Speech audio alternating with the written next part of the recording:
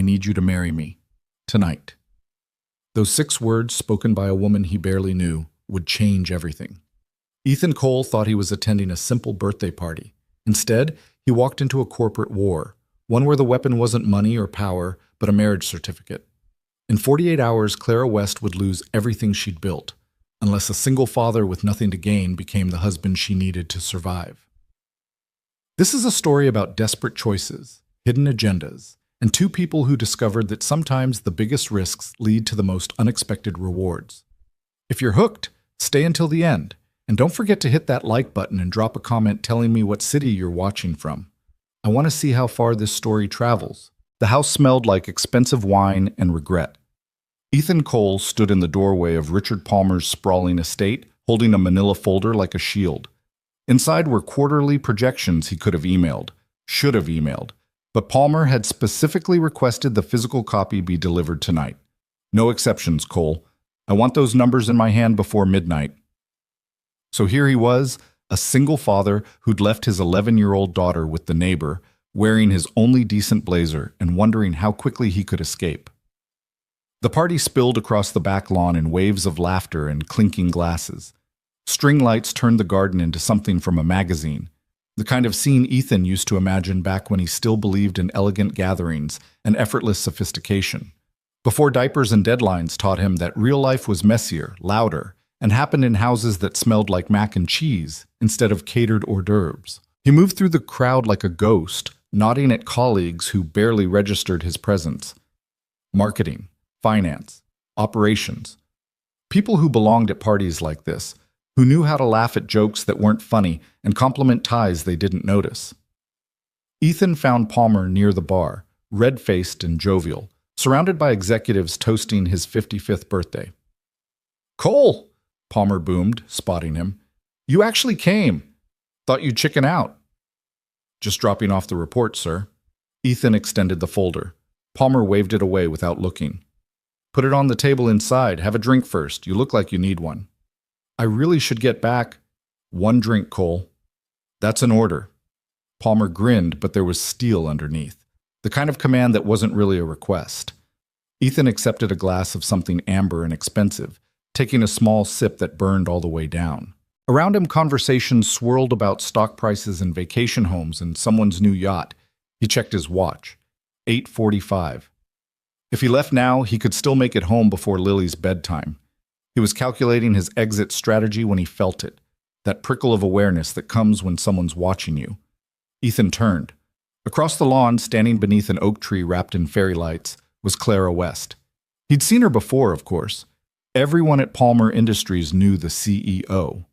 She appeared in company-wide emails, strategic presentations, the occasional hallway encounter that left junior employees stammering.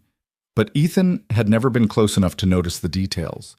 The way she held her wine glass like it was evidence in a trial. The sharp intelligence in her eyes that seemed to catalog everything and everyone. She was looking directly at him. Not past him, not through him, at him. And she wasn't smiling. Ethan glanced behind himself, certain she must be focused on someone else. But when he looked back, Clara was already moving toward him, cutting through the crowd with the kind of purpose that made people step aside without realizing they were doing it. His heart kicked against his ribs. Had he done something wrong, missed a deadline, filed the wrong paperwork?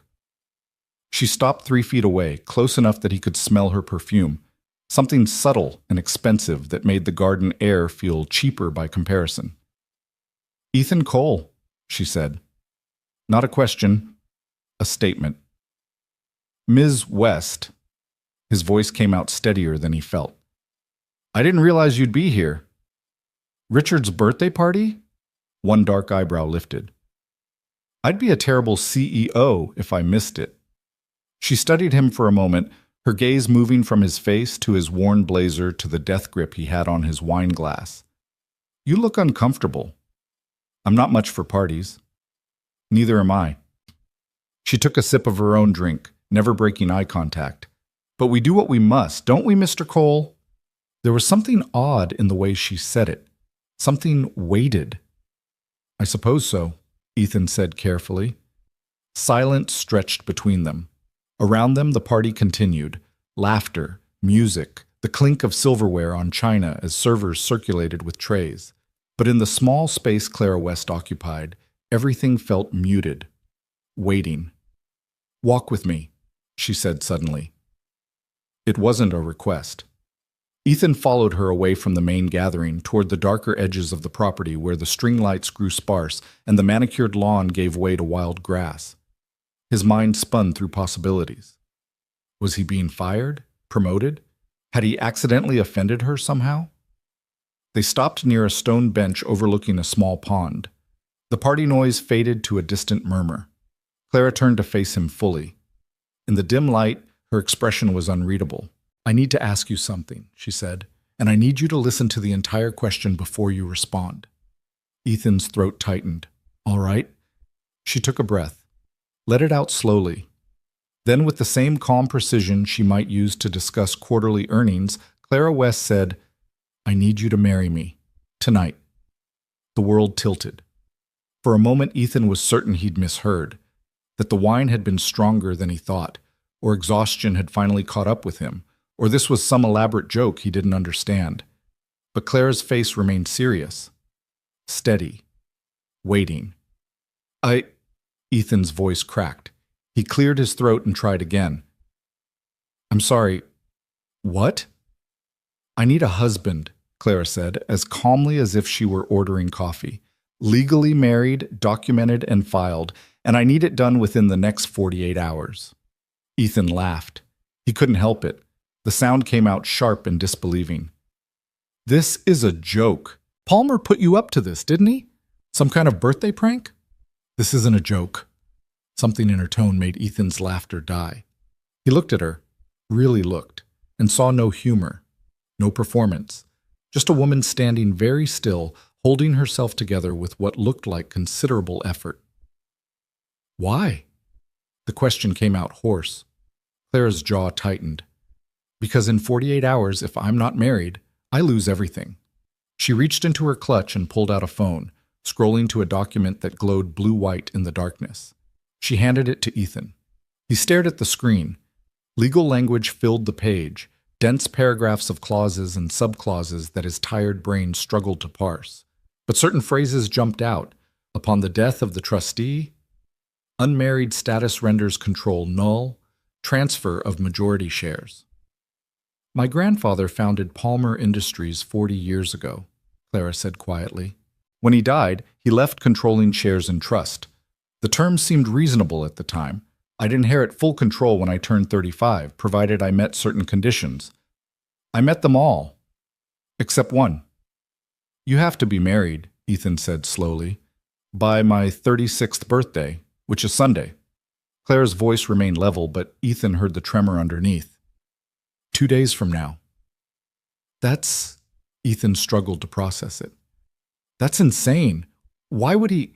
"Because my grandfather was a brilliant businessman and a deeply traditional man who believed women needed husbands to be taken seriously." Bitterness crept into Clara's tone. "He thought I'd marry young, have children, let my husband handle the real business while I played at being important. Instead, I built Palmer Industries into what it is today, tripled revenue, expanded into 6 new markets, but none of that matters if I'm not married by Sunday." Ethan handed back the phone, his mind reeling. What happens if you're not? The shares transfer to the board's appointed trustee, who will immediately sell to the highest bidder. Clara's hands clenched, and I know exactly who that bidder is. Victor Hale. The name meant nothing to Ethan. Clara must have seen his confusion because she continued. "Hale owns Meridian Capital. He's been circling Palmer Industries for 2 years, waiting for an opening. If he gets control, he'll strip the company for parts, sell off divisions, fire half the workforce. Everything my grandfather built, everything I've protected, gone." She looked out at the dark pond, her profile sharp against the distant lights. "I've tried everything else," she said softly. "Legal challenges, alternative arrangements. I spent 6 months with lawyers trying to break the trust. It's airtight, and now I'm out of time." Ethan's heart was hammering. This was real. She was actually serious. "Why me?" Clara turned back to him. "Because you're perfect." "I'm... what?" "Perfect for this." Clara's tone shifted into something more businesslike, as if she'd practiced this pitch. You're quiet, reliable, no scandals, no complicated personal life. You work in operations, not executive level, so people won't question why we haven't been seen together publicly. And, she hesitated, you're a single father. That detail makes the story more believable. Ethan felt something cold settle in his chest. You've been researching me. I've been researching everyone. Clara didn't sound apologetic. I needed to find someone I could trust, someone who wouldn't try to use this situation against me later. Your record is clean, Mr. Cole. You show up on time, you do your work, you raise your daughter alone and never complain. People respect you. People barely know I exist, Ethan said flatly. Exactly. Which makes you trustworthy. Clara stepped closer. I'm not asking you to love me. I'm not asking for anything real, just a legal marriage. A few months of appearing together in public. Then, once the trust terms are satisfied and the company is secure, we divorce quietly. You walk away with compensation that will change your life. Compensation. $5 million. Ethan's breath caught. The number hung in the air between them, impossible and enormous. $5 million. Enough to pay off his mortgage, fund Lily's college, give them security for the first time in years, enough to make this insanity almost tempting. You're serious, he said. Completely. You want me to marry you for money. I want you to marry me to save 1,200 jobs. Clara's voice sharpened. If Hale takes over, he'll gut this company. Everyone you work with, the people you see every day, the ones with families and mortgages and lives depending on their paychecks, they'll be gone.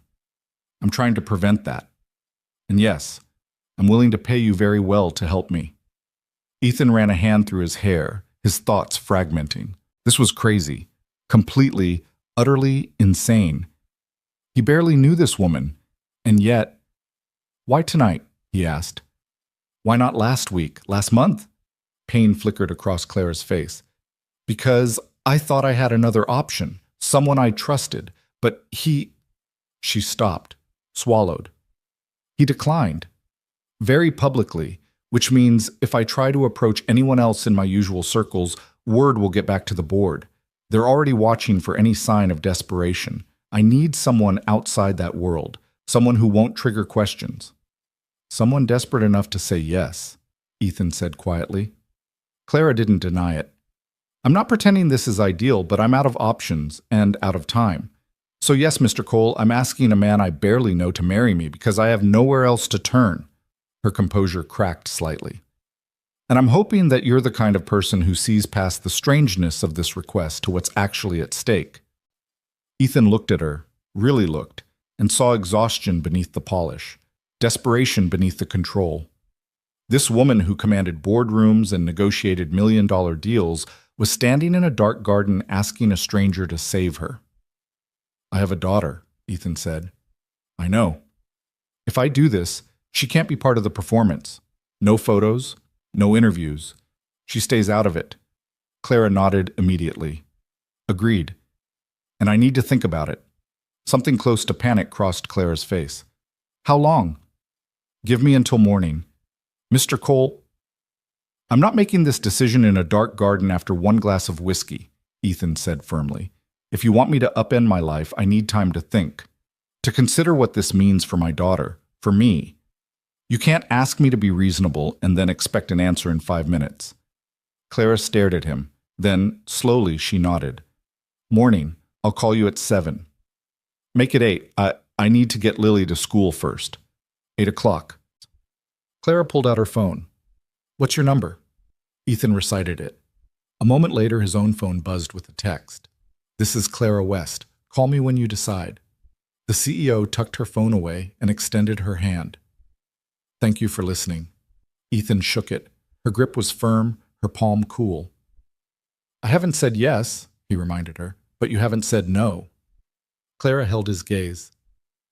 That's more than I had 10 minutes ago. She turned and walked back toward the party, her shoulders straight and her pace measured. But Ethan saw the tension in her spine, the careful control of someone who couldn't afford to fall apart. He stood alone by the pond, his heart racing and his thoughts spinning in circles that led nowhere good. Marry Clara West. Become her husband in name, if not in truth. Accept $5 million to live a lie. It was the kind of offer that only came to people in movies, the kind of situation that couldn't possibly be real. Except it was. And somewhere in the space between now and 8 a.m. tomorrow, Ethan had to decide if he was brave enough or foolish enough to say yes. Ethan drove home in a fog. The roads were familiar, the same turns he took every day, the same stoplights that seemed to know exactly when he was running late. But tonight, everything felt surreal, disconnected, like he was watching himself from outside his own body. "I need you to marry me." The words kept echoing. He pulled into his driveway at 9:47 p.m. The house was a small two-story colonial that he'd bought 7 years ago, back when the future seemed more certain and mortgages felt manageable. Now it was just home, slightly shabby, perpetually in need of repairs he couldn't afford, but filled with the kind of warmth that couldn't be bought. The living room light was on. Through the window, Ethan could see Mrs. Yates on the couch, reading a magazine. He took a breath, tried to settle his racing thoughts. Then he went inside. "Mr. Cole!" Mrs. Yates looked up with a smile. "You're back earlier than I expected." Party was shorter than planned. Ethan managed what he hoped was a normal expression. "How was Lily?" "Perfect as always. Homework's done, teeth brushed, in bed by 8:30. She stood gathering her things. That child is an angel." "I'm biased, but I agree." Ethan pulled out his wallet. "What do I owe you?" "Oh, don't be silly. It was 2 hours." But she accepted the bills he handed over with a gracious nod. "She asked if you'd come say goodnight when you got home." Guilt twisted in Ethan's chest. "I will. Thank you, Mrs. Yates." After she left, Ethan climbed the stairs to Lily's room. The door was cracked open, a nightlight casting soft shadows across walls covered in drawings, horses, rainbows, elaborate castles populated by stick-figure princesses. Lily was curled under her comforter, dark hair spread across the pillow. Her eyes were closed, but they opened when Ethan sat on the edge of her bed. "Hey, sweetheart," he whispered. "Sorry I'm late." "It's okay." Lily's voice was thick with sleep. "Did you have fun at the party?" "It was interesting." "Did they have cake?" "Probably. I didn't stay long enough to find out." Lily yawned, her small hand finding his. "You should have brought me some." "Next time." Ethan squeezed her fingers gently. "Go back to sleep." "Dad?" "Yeah? Are you okay? You sound weird." Ethan's throat tightened. Even half asleep, his daughter could read him like a book. "I'm fine, Lil. Just tired." She studied him with eyes that were too perceptive for 11 years old. Then she seemed to accept his answer, settling back into the pillow. "Love you." "Love you too." Ethan kissed her forehead. "Sweet dreams." He stayed until her breathing evened out, watching the gentle rise and fall of her chest. This was his world. This small person who trusted him completely, who depended on him to make good choices, to keep her safe, to be the steady presence she needed. And now he was considering marrying a stranger for money. Ethan went downstairs and poured himself a glass of water he didn't drink. He paced the kitchen, sat at the table, stood again. $5 million. The number kept circling back. It was more money than Ethan would earn in 20 years. More money than his parents had seen in their entire lives. Enough to transform everything. But it meant lying, performing, becoming someone he wasn't. His phone buzzed. A text from an unknown number. "I know this is overwhelming. Whatever you decide, I understand." C.W. Ethan stared at the message. Clara West sending texts at 10 p.m. like she wasn't the CEO of a multi-million-dollar company, like she was just another person, desperate and afraid. He thought about her standing by the pond, the carefully controlled fear in her voice, the way she'd outlined her proposal like a business deal because that was probably the only way she knew how to ask for help. Another text. "For what it's worth, I wouldn't ask if I had any other choice." Ethan's fingers hovered over the keyboard. A dozen responses formed and dissolved. Finally, he typed, "I'll call you at 8. The response came immediately. "Thank you." Ethan set down the phone and stared at the ceiling. Somewhere in this city, Clara West was probably doing the same thing. Two strangers separated by money and status and every logical reason this shouldn't work, both awake and wondering how their lives had led to this moment. He didn't sleep that night. Instead, he sat at the kitchen table with a notepad, writing out the pros and cons like this was a normal decision, like he was choosing between job offers or vacation destinations instead of whether to enter a fake marriage with his company's CEO. Pros: $5 million. Financial security for Lily. Save 1,200 jobs. Pay off mortgage. College fund. Maybe help other people for once instead of just surviving. Cons: lying to everyone. Risk of exposure. What if Lily finds out? What if this destroys my reputation? What if Clara isn't being completely honest? What if I can't pull this off? The list grew longer as the hours passed. By the time dawn light crept through the windows, Ethan had filled 4 pages and come no closer to an answer. At 6:30 a.m., he made coffee. At 7 o'clock, he woke Lily for school. They moved through their morning routine: cereal, backpack check, permission slip for the field trip, reminder about soccer practice on Tuesday. Normal. Everything aggressively normal. "You look terrible," Lily observed over her toast. "Thanks, sweetheart. You really know how to boost a dad's confidence." "I'm serious. Did you sleep at all?" "Not much." Ethan managed a smile. "Work stuff keeping me up." Lily frowned. "Is everything okay? Are we okay?" The question hit harder than it should have. "We're fine, Lil. I promise. Because if we're not, you can tell me. I'm not a baby." "I know you're not." Ethan reached across the table and squeezed her hand. "And yes, we're okay. Just some complicated decisions at work. Nothing for you to worry about." She didn't look entirely convinced, but she let it drop.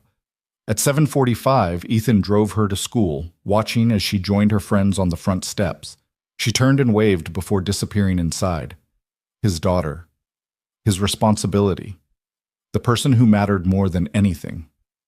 Ethan sat in the parking lot and pulled out his phone. 7:58 a.m. 2 minutes until Clara called. 2 minutes to make a decision that would change everything. He thought about Lily's college fund, currently sitting at $8,000 after years of scraping together whatever he could. He thought about the water heater that needed replacing and the car that wouldn't last another winter. He thought about the medical bills from Sarah's final months that still showed up occasionally, reminders of a past he couldn't quite escape. He thought about 1,200 people who would lose their jobs if he said no. And he thought about Clara West, standing in a dark garden, asking a stranger to save her because she had nowhere else to turn. The phone rang at exactly 8 a.m. Ethan answered. "Mr. Cole." Clara's voice was professional, but he could hear the tension underneath. "Have you made a decision?" Ethan closed his eyes, took a breath, and jumped. "Yes," he said. "I'll do it." Silence on the other end. Then quietly, "Thank you. I have conditions." "Of course." Lily stays completely out of this. No photos, no mentions, no involving her in any way. As far as she's concerned, this is a work arrangement that requires some public appearances. Nothing more. Agreed. I want everything in writing. The terms, the compensation, the timeline. I need to know exactly what I'm agreeing to. My lawyer will have contracts ready this afternoon. And if this falls apart, if the media finds out it's fake, or the board challenges it, or anything goes wrong, I want protection, a guarantee that Lily and I won't be collateral damage. You'll have it, Clara paused. Anything else? Yeah. Ethan's voice hardened. No lies between us. I don't care what we tell everyone else, but when it's just you and me, I need the truth. Always. Can you do that? Yes. Then I guess we have a deal. He could hear Clara exhale, a sound of relief so profound it made his chest ache. I'll text you an address, she said. Can you meet me there at noon? What's at noon? The courthouse. Clara's voice steadied, shifting back into CEO mode. We're getting married today. The paperwork takes 48 hours to process, which means we need to file immediately if it's going to be legal by Sunday. Today. She wanted to do this today. Ethan's heart hammered. That's fast. I know, but we're out of time. She hesitated. If you need to back out, no. The word came out firmer than Ethan expected. I gave you my word. I'll be there at noon. Thank you, Mr. Cole. Ethan, he corrected. If we're doing this, you should probably use my first name. Ethan. She tested it. Thank you, Ethan. The line went quiet. Neither of them hung up. Finally, Clara said, I know this isn't how anyone imagines their wedding day. Ethan almost laughed. No, definitely not. For what it's worth, I'll try to make it as painless as possible. Appreciated. And Ethan?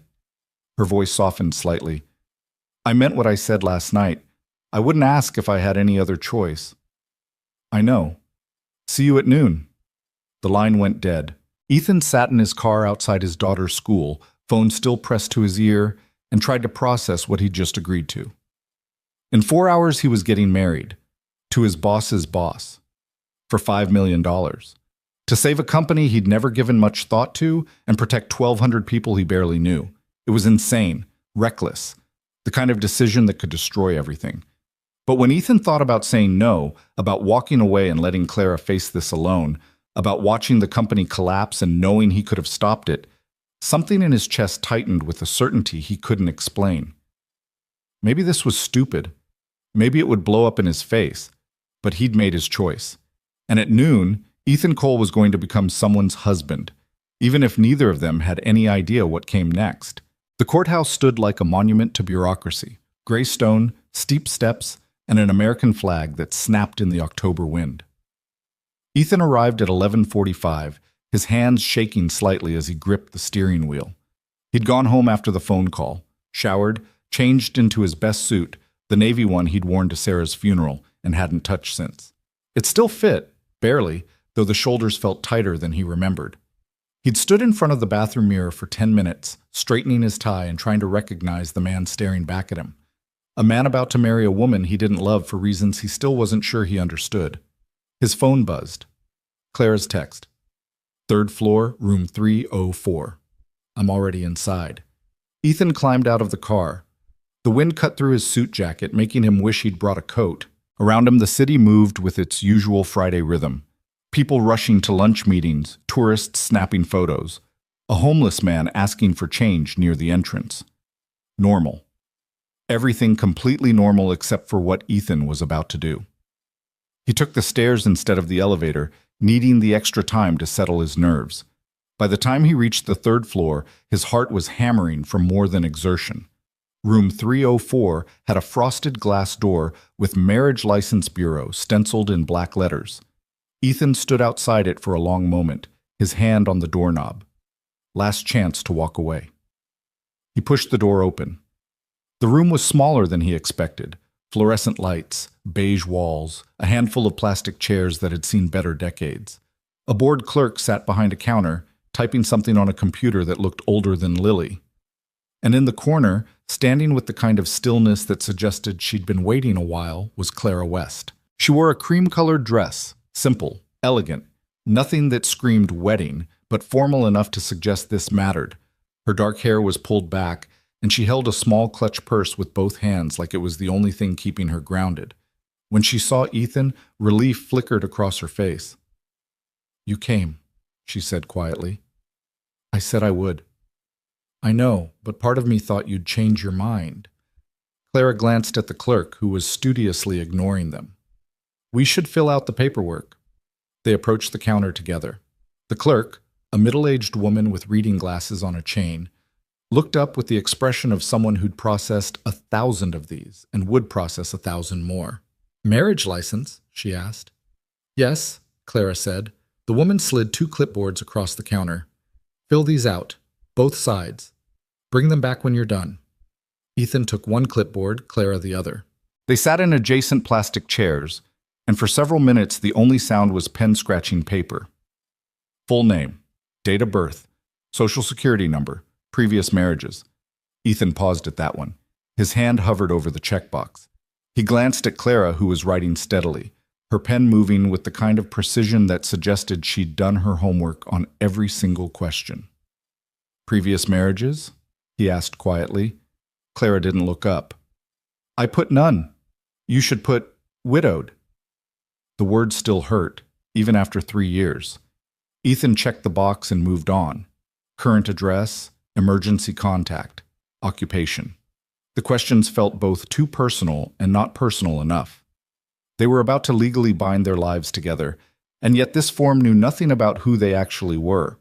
Nothing about Ethan's daughter or Clara's company or the desperation that had brought them here. They returned the clipboards to the clerk, who reviewed them with the enthusiasm of someone reading assembly instructions. "Everything looks fine," she said finally. "That'll be $85. Clara already had her credit card out. The clerk processed it without comment. "You'll need 2 witnesses for the ceremony," the clerk continued. "Do you have anyone?" Ethan and Clara looked at each other. In the rush to get here, neither had thought about witnesses. Clara started. "I can grab someone from the hall," the clerk said, utterly unbothered by their lack of preparation. She called over her shoulder, "Janet, I need you and Mark for a ceremony." 2 people appeared from a back office, a woman in her 60s with kind eyes and a younger man who looked fresh out of college. They took positions on either side of the room with the practiced ease of people who did this regularly. "Judge Morrison will be ready in 5 minutes, the clerk said. "You can wait here." 5 minutes. Ethan sat back down, his mind spinning. This was happening, actually happening. In 5 minutes, he would be married. Clara remained standing, her back to him, staring at a poster about marriage license requirements. Her shoulders were rigid with tension. "Clara," Ethan said. She turned. "Are you sure about this?" "It's a little late for cold feet," she said, but her voice was gentle. "Why? Are you having second thoughts?" "I'm having about 100 thoughts. Not all of them coherent." Ethan stood, crossing to where she waited. "But I need to know. Is there anything else you're not telling me? Any other surprises waiting down the line?" Clara met his gaze. "No. What I told you last night is everything. The trust, the deadline, Victor Hale waiting to take control. It's all true. And you're certain this is the only way?" "I've spent 6 months trying to find alternatives. This is what's left." She paused. "But if you want to back out, I understand. Just say the word and we walk away. No hard feelings." Ethan studied her face, the careful control, the fear she was trying to hide. He thought about the question Lily had asked this morning. Are we okay? If he did this, they would be, more than okay, set for life. "I'm not backing out," he said. "I just needed to hear you say it again, that this is real." "It's real," Clara's voice dropped. "Unfortunately." A door opened at the far end of the room. A man in black robes emerged, Judge Morrison, presumably. He was in his 70s, with a white beard that would have looked right at home on Santa Claus. "Ms. West? Mr. Cole?"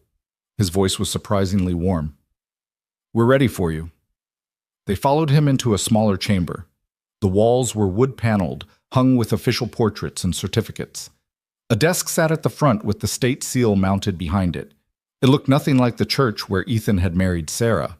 No flowers, no music, no crowd of well-wishers, just 4 strangers about to make 2 people legally bound. Judge Morrison took his position behind the desk. "Please stand here," he said, gesturing to a spot before him. Ethan and Clara stood side by side, not touching, barely looking at each other. Janet and Mark positioned themselves as witnesses, producing a worn Bible from somewhere. "Dearly beloved," Judge Morrison began, and Ethan felt the unreality of the moment crash over him like a wave. This was his wedding day, and he felt nothing except numb. The judge continued through the traditional vows, for better or worse, in sickness and health till death do you part. Words that were supposed to mean something profound, words that people spoke when they were in love, when they'd built a foundation of trust and intimacy and shared dreams. Ethan spoke them anyway. So did Clara. Their voices flat and professional, like they were reading from a contract instead of making promises meant to last a lifetime. "Do you, Ethan Michael Cole, take this woman to be your lawfully wedded wife?" "I do." "And do you, Clara Marie West, take this man to be your lawfully wedded husband?" Clara's voice didn't waver. "I do. By the power vested in me by the state of New York, I now pronounce you husband and wife." Judge Morrison smiled. "You may kiss the bride." Ethan's heart stopped. He and Clara looked at each other. Neither had discussed this part. Neither had prepared for the moment when performance became requirement. Clara's eyes asked a silent question. Ethan gave the smallest nod. She leaned forward. Ethan met her halfway. Their lips touched for less than a second, brief, chaste, utterly devoid of passion. A technicality, a checkbox on a form. It was the saddest kiss Ethan had ever experienced. They pulled apart. Janet and Mark applauded politely. Judge Morrison was already pulling out the marriage certificate, signing it with a flourish. "Congratulations," he said, handing them each a pen. "Sign here." Ethan signed. The pen felt heavy in his hand. Clara signed beside him. Their signatures side by side on an official document that declared them married. It was done. "You'll receive the official certificate in the mail within 2 weeks," Judge Morrison said. "But this copy is legally binding as of today. Best wishes to you both." He shook their hands and disappeared back into his chambers, already done with them. Janet and Mark offered quiet congratulations before returning to their own work. And just like that, Ethan and Clara were alone. Married. Standing in an empty room with nothing but a piece of paper and the weight of what they'd just done. "Well," Clara said finally, "that was efficient." Ethan let out a breath that might have been a laugh. "Yeah, very romantic." "I should probably apologize for that." "Don't." Ethan folded the marriage certificate carefully. "We both knew what this was." Clara nodded. She looked exhausted suddenly, like the adrenaline that had carried her through the ceremony was finally wearing off. "There's a car waiting outside. We need to go to my lawyer's office to sign the contracts." "Now?" "The sooner we make this official, the business arrangement, I mean, the better." She hesitated. "Unless you need time." What Ethan needed was to wake up from whatever surreal dream this had become, but that wasn't an option. "Let's go," he said. The car was a sleek black sedan with a driver who said nothing as they climbed into the back seat. Ethan had never been in a car with a driver before. It felt wrong somehow. Too elegant for a man who'd spent the morning scrubbing cereal bowls and packing lunches. Clara sat on the opposite side, maintaining careful distance. She pulled out her phone and began typing rapidly. "Letting the board know?" Ethan asked. "Not yet. First the contracts, then I'll make the announcement." She glanced at him. "Are you okay? That's the second time you've asked me that. You look pale." "I just got married to a stranger. I think pale is appropriate." A ghost of a smile crossed Clara's face. "Fair point." They rode in silence through Midtown Manhattan. The city blurred past, tourists and business people and delivery trucks double-parked on every corner.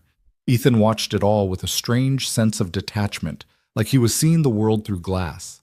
The law office was in a building that screamed money. Marble floors, crystal chandeliers, security guards who nodded respectfully at Clara as they passed. They took an elevator to the 34th floor, where a receptionist greeted them by name. "Ms. West, Mr. Cole, Mr. Brennan is expecting you." She led them to a conference room with floor-to-ceiling windows overlooking the city. A man in his 50s stood as they entered, tall, silver-haired, with the kind of presence that came from winning arguments for a living. "Clara!" He embraced her briefly. "Congratulations." "Thank you, Thomas." Clara gestured to Ethan. "This is Ethan Cole, my husband." The word sounded foreign in her mouth. Ethan shook Brennan's hand, trying not to feel like an imposter. "Please sit." Brennan gestured to the conference table where several thick documents waited. "I've prepared everything as you requested, Clara. Mr. Cole, I assume you'd like time to review the contracts before signing?" "Yes," Ethan said firmly. "Of course, I'll walk you through each section." For the next hour, Brennan explained the terms in excruciating detail. The marriage agreement, the non-disclosure clause, the compensation structure, the dissolution timeline. Every possible contingency had been anticipated, every loophole closed. It was the most comprehensive prenuptial agreement Ethan had ever heard of. Not that he had much experience with prenuptial agreements. The key points, Brennan summarized, are as follows. You will remain married for a minimum of 6 months. During this time, you'll make regular public appearances together to establish the legitimacy of the marriage. You'll attend Palmer Industries events as a couple. You'll be photographed, interviewed, and generally behave as newlyweds would. Ethan's stomach tightened. Interviewed? Nothing extensive, Clara interjected. Corporate magazine features. Maybe a charity gala or two. Nothing that would intrude on your private life. What about my daughter? Protected completely, Brennan assured him. The contract explicitly states that Lily Cole is not to be photographed, mentioned in press materials, or involved in any public aspect of this arrangement. Any violation of this clause gives you grounds to terminate the agreement immediately while retaining full compensation. That was something, at least. What about living arrangements? Ethan asked. Clara and Brennan exchanged a glance. You'll need to move into my home, Clara said carefully. Not permanently, but enough to establish residency. If anyone investigates our marriage, they need to find evidence that we actually live together. Ethan's mind reeled. Move in, with you. The house is large. You'll have your own space. I work long hours, so we won't be in each other's way. She paused. But yes, for this to be believable, we need to appear to share a home. What about Lily? She can come with you. The house has plenty of room. Good schools nearby. Clara's voice softened. I know this is complicated, but I promise I'll do everything possible to minimize disruption to her life. Ethan looked down at the contracts. $5 million. That's what this was worth. That's what it cost to turn his entire existence upside down. There's one more thing, Brennan said. He pulled out a separate folder. Clara has arranged for a trust to be established in Lily's name. $1 million, accessible when she turns 18 for education or other approved expenses. This is separate from your compensation and will be funded immediately upon contract signing. The air left Ethan's lungs. $1 million, he repeated. For Lily. Consider it insurance, Clara said. If anything happens to me, or if this arrangement falls apart in a way that affects you financially, your daughter is protected. She'll have her education paid for regardless of what happens between us. Ethan stared at her. This woman who'd asked a stranger to marry her was now offering to secure his daughter's future. It was generous, calculated, and deeply unsettling. Why? He asked. Because she's innocent in this, Clara said simply, and because you're taking a risk by helping me. The least I can do is make sure your child doesn't pay the price if this goes wrong. Brennan cleared his throat. If you need time to consider, I'll sign, Ethan said. Clara blinked. You're sure? You've protected Lily. You've put everything in writing. You've given me no reason not to trust the terms. Ethan picked up the pen Brennan offered. Let's make this official. He signed, page after page, initial here, signature there, committing himself to 6 months of performance, public appearances, and living a lie. Clara signed across from him. Their eyes met over the documents, and Ethan saw something in her expression he couldn't quite name. Relief, maybe, or gratitude, or possibly fear that this still might not be enough. When the last page was signed, Brennan collected the documents with a satisfied nod. Excellent. I'll file these immediately and begin the trust paperwork. He stood, shaking both their hands. Congratulations again. I hope this arrangement proves beneficial for you both. After Brennan left to make copies, Ethan and Clara sat alone in the conference room. The city sprawled below them, vast and indifferent to the deal they'd just made. So, Clara said, we're really doing this. Seems like? How do you feel? Ethan let out a long breath. Like I just sold my soul. In the most legally binding way possible. That's fair. Clara folded her hands on the table. For what it's worth, I'll try to make this as painless as I can. You keep saying that, because I mean it. She looked at him directly. I know what I'm asking of you, Ethan. I know this turns your life upside down, and I know $5 million doesn't really make up for that. But I promise you, I won't make this harder than it has to be. What happens now? Ethan asked. Now I announce our marriage to the board, tonight, at an emergency meeting I've called for 6 o'clock. Emergency meeting on a Friday night. They'll love that. They'll love it even less when they hear why. Clara's expression hardened. But they can't challenge this. We're legally married. The trust terms are satisfied. Victor Hale loses his opening. And what do? Go home. Pack what you and Lily will need for the next few weeks. Tomorrow? I'll send a car to help you move. She paused. Unless you'd prefer to come tonight, After the board meeting? Ethan thought about Lily, waiting for him after school, about breaking the news that they were moving, about trying to explain this in a way that made any sense. Tomorrow, he said. I need time to talk to my daughter. Of course, Clara stood. The car will take you home. If you need anything, I'll call. She nodded. For a moment, they just looked at each other, these two people who were now legally bound but still essentially strangers. Thank you, Clara said quietly. I know I keep saying it, but thank you for doing this, for taking a chance on someone you barely know. Ask me in 6 months if I regret it, Ethan said. Fair enough. The car was waiting when Ethan emerged from the building. He gave the driver his address and spent the ride staring out the window, trying to figure out how to tell an 11-year-old that her life was about to change completely. The driver pulled up to Ethan's modest house at 3:15. School would be out in 20 minutes. Do you need me to wait, sir? The driver asked. Sir? Like Ethan was someone important. No, thank you. Inside, the house felt different, smaller, maybe. Or just temporary. In 24 hours, this wouldn't be home anymore. They'd be living in Clara West's house, playing parts in a performance Ethan still wasn't sure he could pull off. He sat at the kitchen table and pulled out his phone. No messages. No missed calls. The world continuing normally while his spun completely off its axis. At 3:40, he heard the school bus, footsteps on the sidewalk, the front door bursting open. Dad, I'm home! Lily appeared in the kitchen doorway, backpack sliding off one shoulder, her hair escaping from its ponytail. She looked so young, so trusting. Hey, sweetheart. Ethan forced a smile. How was school? Fine. We had a pop quiz in math, but I think I did okay. She dropped her backpack on a chair. What's for dinner? Actually, I was thinking we could order pizza and talk. Lily's eyes narrowed. Talk about what? Come sit down. She did, wariness crossing her face.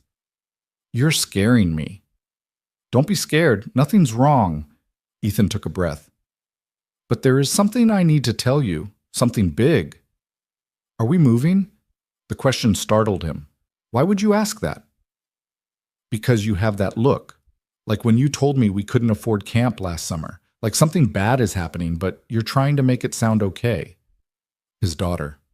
Too smart for her own good. We are moving, Ethan admitted. Temporarily, but it's not bad. Actually, it might be really good. Where? Do you remember me telling you about my company's CEO, Miss West? Lily nodded slowly. Well, she and I, Ethan struggled to find the right words. We've entered into a business arrangement, one that requires us to live in the same house for a while. A business arrangement? She needs help with something, and in exchange, she's offering us financial support. Enough to pay for college, enough to make things easier for us. Lily stared at him. What kind of help? This was the hard part, the lie he'd have to tell his daughter because the truth was too complicated. She needs someone she can trust, Ethan said carefully. Someone to help her with some personal matters. I know this sounds vague, but did you marry her? The question hit like a physical blow. Ethan's mouth opened, closed. No sound came out. Dad, Lily's voice was very quiet. Did you marry her? How did you... You're wearing a ring. Ethan looked down, the simple gold band Clara had given him at the courthouse. He'd forgotten he was wearing it. You never wear jewelry, Lily continued, and you've been acting weird since last night, and now we're moving into some woman's house. Her eyes filled with tears. You married her without telling me. Lily, how could you? The tears spilled over. You married someone and you didn't even tell me? I'm your daughter. I know, sweetheart, and I'm sorry. Ethan reached for her hand, but she pulled away. It happened very fast, too fast, and it's complicated. You don't love her. It wasn't a question. No, Ethan admitted. I don't. Then why did you marry her? Because I'm desperate. Because $5 million could change our lives. Because I thought I was doing the right thing. Because sometimes adults make difficult choices, Ethan said. Because she needed help, and I could provide it. And because in exchange she's making sure you'll have everything you need. college, security, a future where you don't have to worry. I don't care about that, Lily's voice broke. I care about you. About us. I don't want to live in some stranger's house. She's not a stranger. She's not Mom. The words hung in the air between them, sharp, painful, true. Ethan felt his own eyes burning. No, she's not Mom. And I'm not trying to replace Mom. This isn't about that. Then what is it about? It's about making sure we're okay, Ethan said quietly. About giving you opportunities. About not having to worry every month if we can pay the bills. I never asked you to worry about that. I know, but I do anyway, because I'm your dad and that's my job. Lily wiped her eyes angrily. For how long? How long what? How long do we have to live there? How long are you married to her? 6 months? Maybe less if things work out quickly. And then what? Then we come home, and things go back to normal. Normal? Lily laughed bitterly. Nothing about this is normal, Dad. She stood abruptly, grabbing her backpack. I'm going to my room. Lily, wait. I don't want to talk about it anymore. She was already halfway to the stairs. I just need to be alone right now. Her door slammed a moment later. Ethan sat in the kitchen, staring at the gold band on his finger, feeling like the worst father in the world. His phone buzzed. Clara. How did it go? Ethan typed and deleted 3 responses before finally settling on, as well as could be expected, I'm sorry, not your fault. Still, if there's anything I can do... Ethan set down the phone without responding. What could Clara do? His daughter was upstairs crying because her father had married a stranger without telling her. No amount of money fixed that. He ordered pizza anyway. When it arrived, he called up the stairs. Lily, dinner! No response. He tried again. Please come eat something. Finally, reluctantly, she appeared. Her eyes were red but dry. She sat across from him and took a single slice, eating in silence. I'm sorry, Ethan said. I should have told you before I did it. You deserved that. Lily didn't look at him. Yeah, I did. I was trying to protect you. By lying? By not dumping all the complicated adult stuff on you before I had to.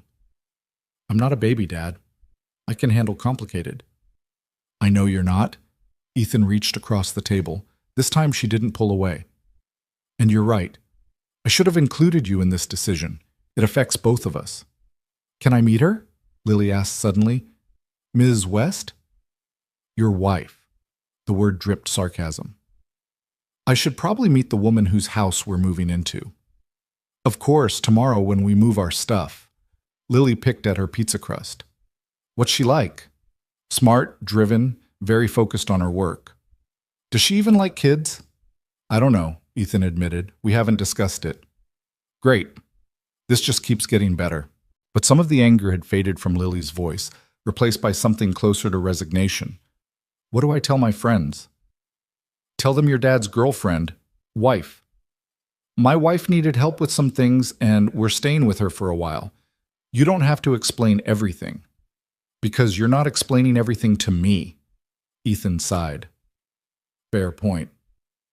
They finished dinner in uneasy silence. Afterward, Lily helped him pack clothes, toiletries, her favorite books, and stuffed animals. The essentials for a temporary move that felt disturbingly permanent. At 9 o'clock, Ethan's phone rang. Clara. How did the board meeting go? He asked. About as well as expected. Shock, skepticism, Victor Hale's allies demanding proof. Her voice was tired. But the marriage certificate is legitimate. The trust terms are satisfied. They can be angry all they want. It doesn't change the facts. So you're safe? For now. Though Victor himself sent a rather pointed email congratulating me on my sudden nuptials. Clara paused. How's Lily? Ethan glanced toward the stairs. Adjusting. It's hard on her. I can imagine. When you arrive tomorrow, I'll make sure to give her space. Let her settle in at her own pace. Thank you. Ethan? Clara's voice softened. I know this is difficult for both of you, but we'll figure it out. Will we? We have to. After they hung up, Ethan stood in Lily's doorway. She was in bed reading by lamplight. "Knock, knock," he said. "Come in." He sat on the edge of her bed. "I know this isn't what you wanted." "No. But I promise you I'm doing my best to make this okay, to protect you and give you a good life." Lily set down her book. "Do you like her, even a little?" "I don't really know her yet," Ethan said honestly. "But she seems like a decent person, and she's been very clear that you're off limits for any publicity or stress. She's trying to protect you too." "That's something, I guess." "Yeah, it is." Lily was quiet for a moment. Then, "Dad, are you going to fall in love with her?" The question caught Ethan completely off guard. "What?" "In movies, people get married for fake reasons and then fall in love for real. Is that going to happen?" "Lily, this isn't a movie." "I know, but you didn't answer the question." Ethan thought about Clara, about the brief kiss at the courthouse, the careful distance she maintained, the business arrangement they'd signed in triplicate. "No," he said. "This is a job, nothing more. In 6 months, we'll divorce and come home." "Promise?" "Promise." Lily nodded, seemingly satisfied. "Okay. I'm going to sleep now. Good night, sweetheart." "Night, Dad." Ethan retreated to his own room. He lay in bed, staring at the ceiling, the gold band heavy on his finger. Tomorrow they moved. Tomorrow this performance became real. And despite what he'd just promised his daughter, Ethan couldn't shake the feeling that nothing about the next 6 months would go according to plan. The moving truck arrived at 10 a.m., though calling it a truck felt generous. It was more like a luxury van with the Palmer Industries logo discreetly printed on the side. 2 men in crisp uniforms helped load the boxes Ethan and Lily had packed the night before, a pitifully small collection that revealed just how little they actually owned. Lily watched from the porch, arms crossed, her expression unreadable. She'd barely spoken at breakfast, pushing cereal around her bowl while Ethan tried to make conversation that went nowhere. "That's everything, sir," one of the movers said. "We'll follow you to the address." "Sir." Again with the sir. Ethan nodded and turned to his daughter. "Ready?" "Do I have a choice?" "Lily." "I'm kidding." But she wasn't smiling. "Let's just go." They drove in silence through the suburbs, then into the wealthier neighborhoods where houses grew larger and farther apart, hidden behind gates and manicured hedges. Ethan had Googled Clara's address the night before, but seeing it in person was different. The GPS led them to a private road where estates sat on multi-acre lots, the kind of homes that appeared in architecture magazines. Clara's house, mansion really, was at the end of a cul-de-sac. Modern design, all glass and clean lines, with a driveway that could fit 6 cars. The moving van pulled in behind them. "This is where she lives?" Lily's voice was small. "Apparently." "Dad, this is like a museum. We can't live here." Before Ethan could respond, the front door opened. Clara emerged wearing jeans and a simple sweater, her hair pulled back in a ponytail. It was the most casual Ethan had seen her, and somehow it made her seem more intimidating rather than less. She approached their car. Ethan got out first, then opened Lily's door. "Hi," Clara said. Her eyes went to Lily immediately. "You must be Lily. I'm Clara." Lily said nothing. "Thank you for having us." Ethan filled the silence. "I know this wasn't exactly planned." "None of this was planned." Clara's smile was careful. "But we'll make it work. Come inside. I'll show you your rooms." The house was even more impressive inside. Vaulted ceilings, an open floor plan, furniture that looked like it cost more than Ethan's car. Everything was pristine, perfectly arranged, utterly impersonal. "The kitchen is through here," Clara said, leading them past a dining room with a table that could seat 12. "Help yourself to anything.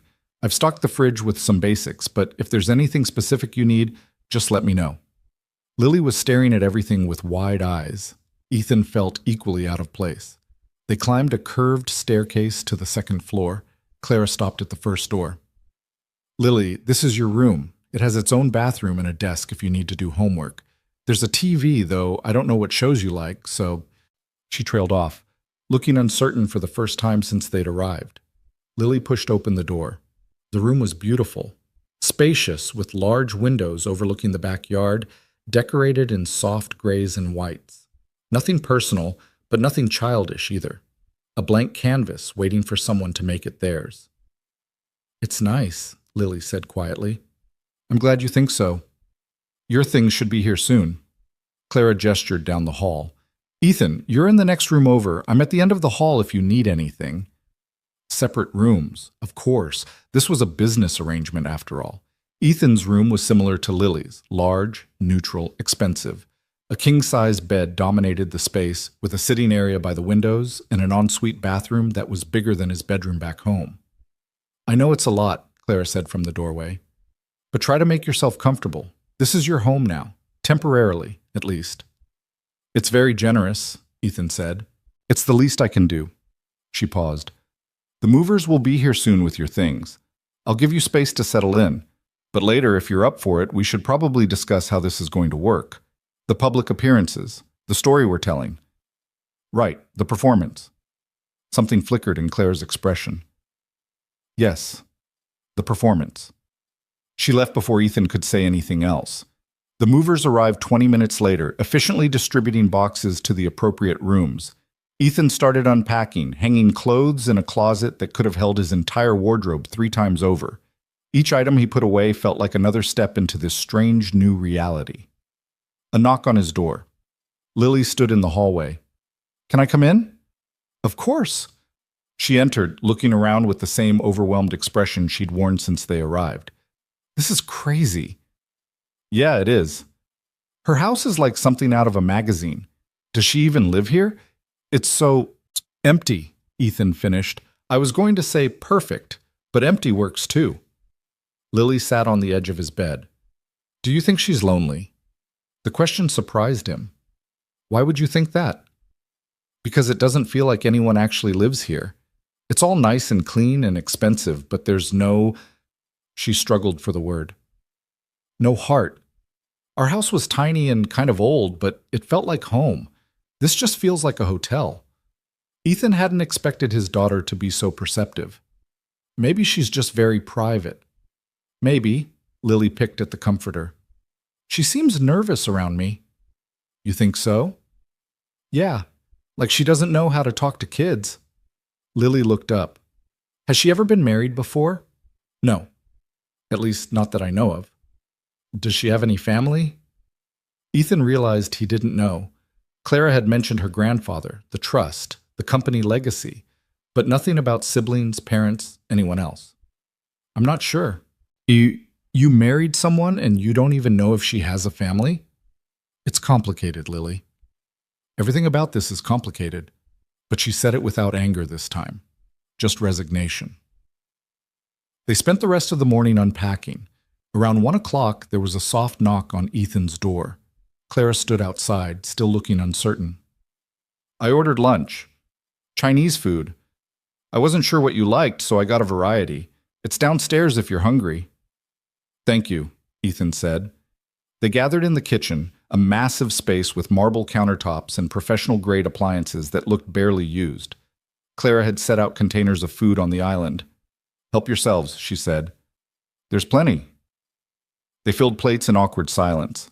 Lily took small portions of everything, while Ethan tried to act normal, even though eating lunch with his new wife in her mansion felt anything but. They sat at the kitchen table. Clara had clearly chosen it because it was smaller than the formal dining room, but it still felt too large for 3 people. So, Clara said, attempting conversation. Lily, your dad mentioned you play soccer? Lily nodded, not looking up from her plate. What position? Midfielder. That's good. Clara was floundering. I don't know much about soccer, I'm afraid, but I'm sure you're very talented. Lily shrugged. The silence stretched uncomfortably. Ethan jumped in. Lily's team made it to the regional finals last year. They didn't win, but it was still impressive. That is impressive, Clara agreed. She turned to Lily. Will you keep playing while you're here? I can look into leagues in the area. I don't know, Lily said quietly. My team is back home. The words hung in the air, back home, not here, never here. Clara's face fell slightly.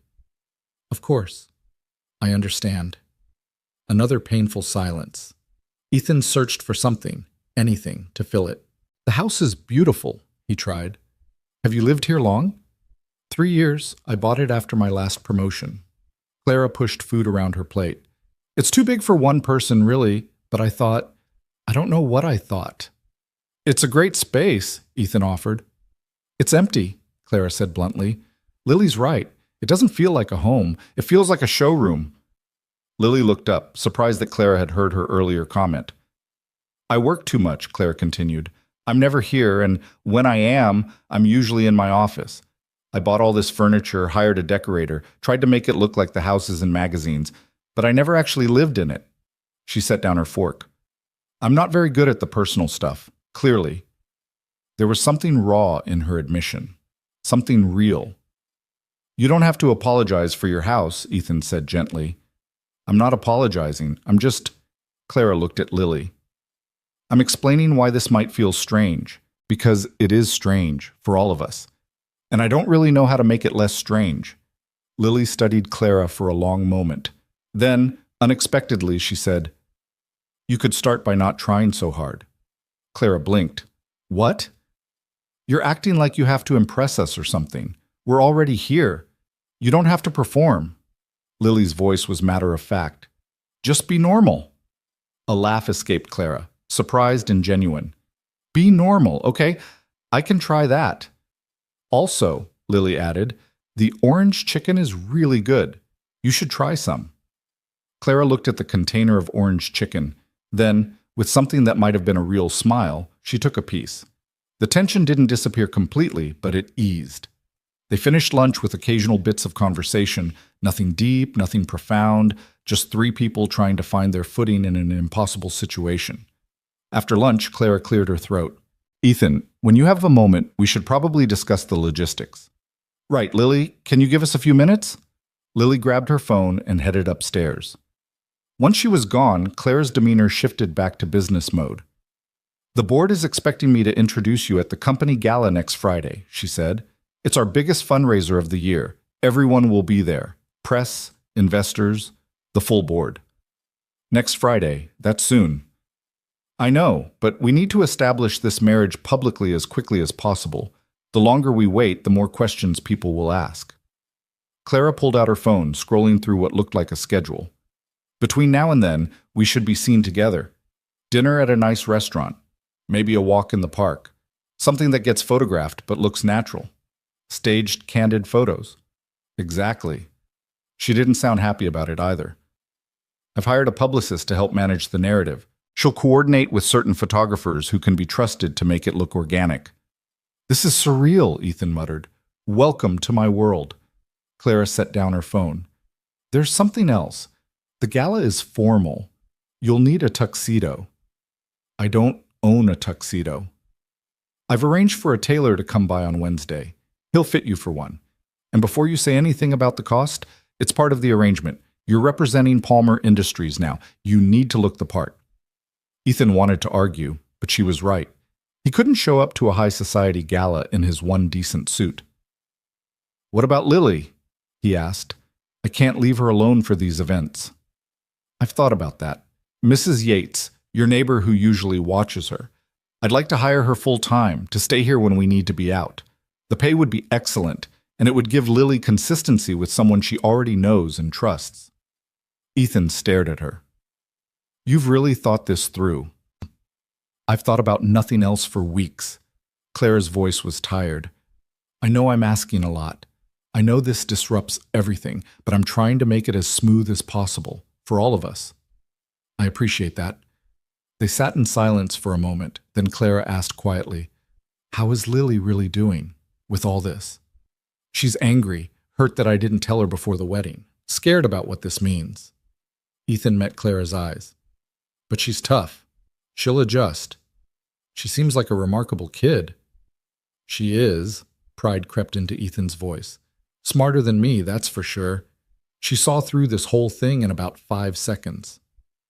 What did you tell her? That it's a business arrangement, that we're helping each other, that it's temporary. Ethan paused. She asked if I was going to fall in love with you. Clara's expression flickered. What did you say? I said no. That this is a job, nothing more. Right. Clara's voice was carefully neutral. Of course, that's what we agreed. Is it not? No, it is, absolutely. She stood abruptly. I should let you finish settling in. If you need anything, I'll be in my office. Down the hall, last door on the left. She was gone before Ethan could respond. He sat alone in the pristine kitchen, wondering what he'd said wrong. The rest of the weekend passed in careful politeness. Clara worked most of Saturday, emerging only for meals. Lily explored the house and backyard, finding a swimming pool that hadn't been used in months, and a library with books that looked unread. On Sunday morning, Ethan woke to the smell of coffee. He found Clara in the kitchen, already dressed for the day, reading something on her tablet. There's coffee, she said without looking up. And I made pancakes. They might not be great. I don't cook often. Ethan poured himself a cup. The pancakes sat on a plate, slightly burned around the edges, but recognizable. The gesture was unexpected. Thank you, he said. Don't thank me yet. They might be inedible. He tried one. It was dry and a little crispy, but not terrible. They're fine. Clara finally looked up, skepticism clear on her face. You're lying. Okay, they're a little dry, but the effort is appreciated. A small smile crossed her face. I watched a YouTube video. Apparently I need more practice. Lily appeared in the doorway, drawn by the smell of food. She looked at the pancakes, then at Clara, then at Ethan. Did she make those? Lily asked. I did, Clara confirmed. Fair warning, they're not very good. Can I try one? Clara slid the plate toward her. Lily took a bite, chewed thoughtfully, then grabbed the syrup and doused the pancake. There, she said. Now they're good. Clara laughed, actually laughed, and something in the kitchen shifted. Some invisible wall came down. Noted, Clara said. More syrup, less burning. They ate breakfast together, the conversation coming easier than before. Lily asked about the pool, and Clara admitted she'd never used it. Ethan mentioned the library, and Clara confessed she'd bought the books for decoration. You bought books for decoration? Lily was horrified. That's like a crime. I know, I meant to read them. I just never had time. Can I read them? Clara blinked. Of course, read anything you want. After breakfast, Lily disappeared into the library with an armful of books. Clara and Ethan cleaned up the kitchen in companionable silence. She's warming up to you, Ethan observed. Maybe. Or she's just excited about the books. Clara rinsed a plate. I meant what I said yesterday. She's remarkable. You've done a great job with her. I can't take all the credit. Her mother... Ethan trailed off. You don't talk about her much. Your wife. Ex-wife. Technically. Ethan dried a pan. Sarah died 3 years ago. Cancer. By the time they found it, there wasn't much they could do. I'm sorry. Thank you. Ethan set down the towel. It was hard, on both of us, but we got through it. Just the two of you? Yeah, Sarah's parents passed before Lily was born. Mine live in Florida and aren't very involved, so it's been just us. He looked at Clara. That's why this is complicated. Lily's used to it being just us. Bringing someone else into that equation, even temporarily, disrupts the balance, Clara finished. Exactly. They finished cleaning in silence. Then Clara said, For what it's worth, I'll try not to disrupt it more than necessary. I know I'm the outsider here. You're not an outsider. Ethan struggled for the right word. You're part of this now, whether any of us planned it or not. Clara nodded slowly. Part of this. Right. Monday morning brought reality crashing back. Ethan had to return to work, his normal job in operations, where he'd now have to face colleagues who might or might not know their CEO had married one of them. Clara left even earlier, back to running her company and managing the fallout from her sudden marriage. Lily started at her new school, a private academy that Clara had arranged, complete with a scholarship that covered everything. She came home subdued, reporting that the kids were fine and the teachers okay, which Ethan knew meant she was struggling.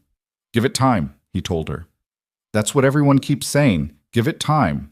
Wait and see. It'll get better. Lily dropped her backpack on the floor. What if it doesn't? Then we'll figure something else out. Promise? Promise. Wednesday, the tailor arrived, an elderly Italian man named Giuseppe, who measured Ethan with the kind of precision usually reserved for surgeries. He clucked and muttered and pinned, then promised the tuxedo would be perfect for the gala. Thursday evening, Clara called a meeting in her study. "Tomorrow's the gala," she said without preamble. "We need to coordinate our story." Ethan sat across from her desk. "What story?" "How we met, how long we've been dating, why we got married so quickly." Clara had notes spread out before her. "The truth isn't an option, obviously, but we need something consistent, something that holds up to questions." "Okay, so what's the story?" Clara looked almost embarrassed. "We met at the office. You came to deliver a report one evening and we started talking.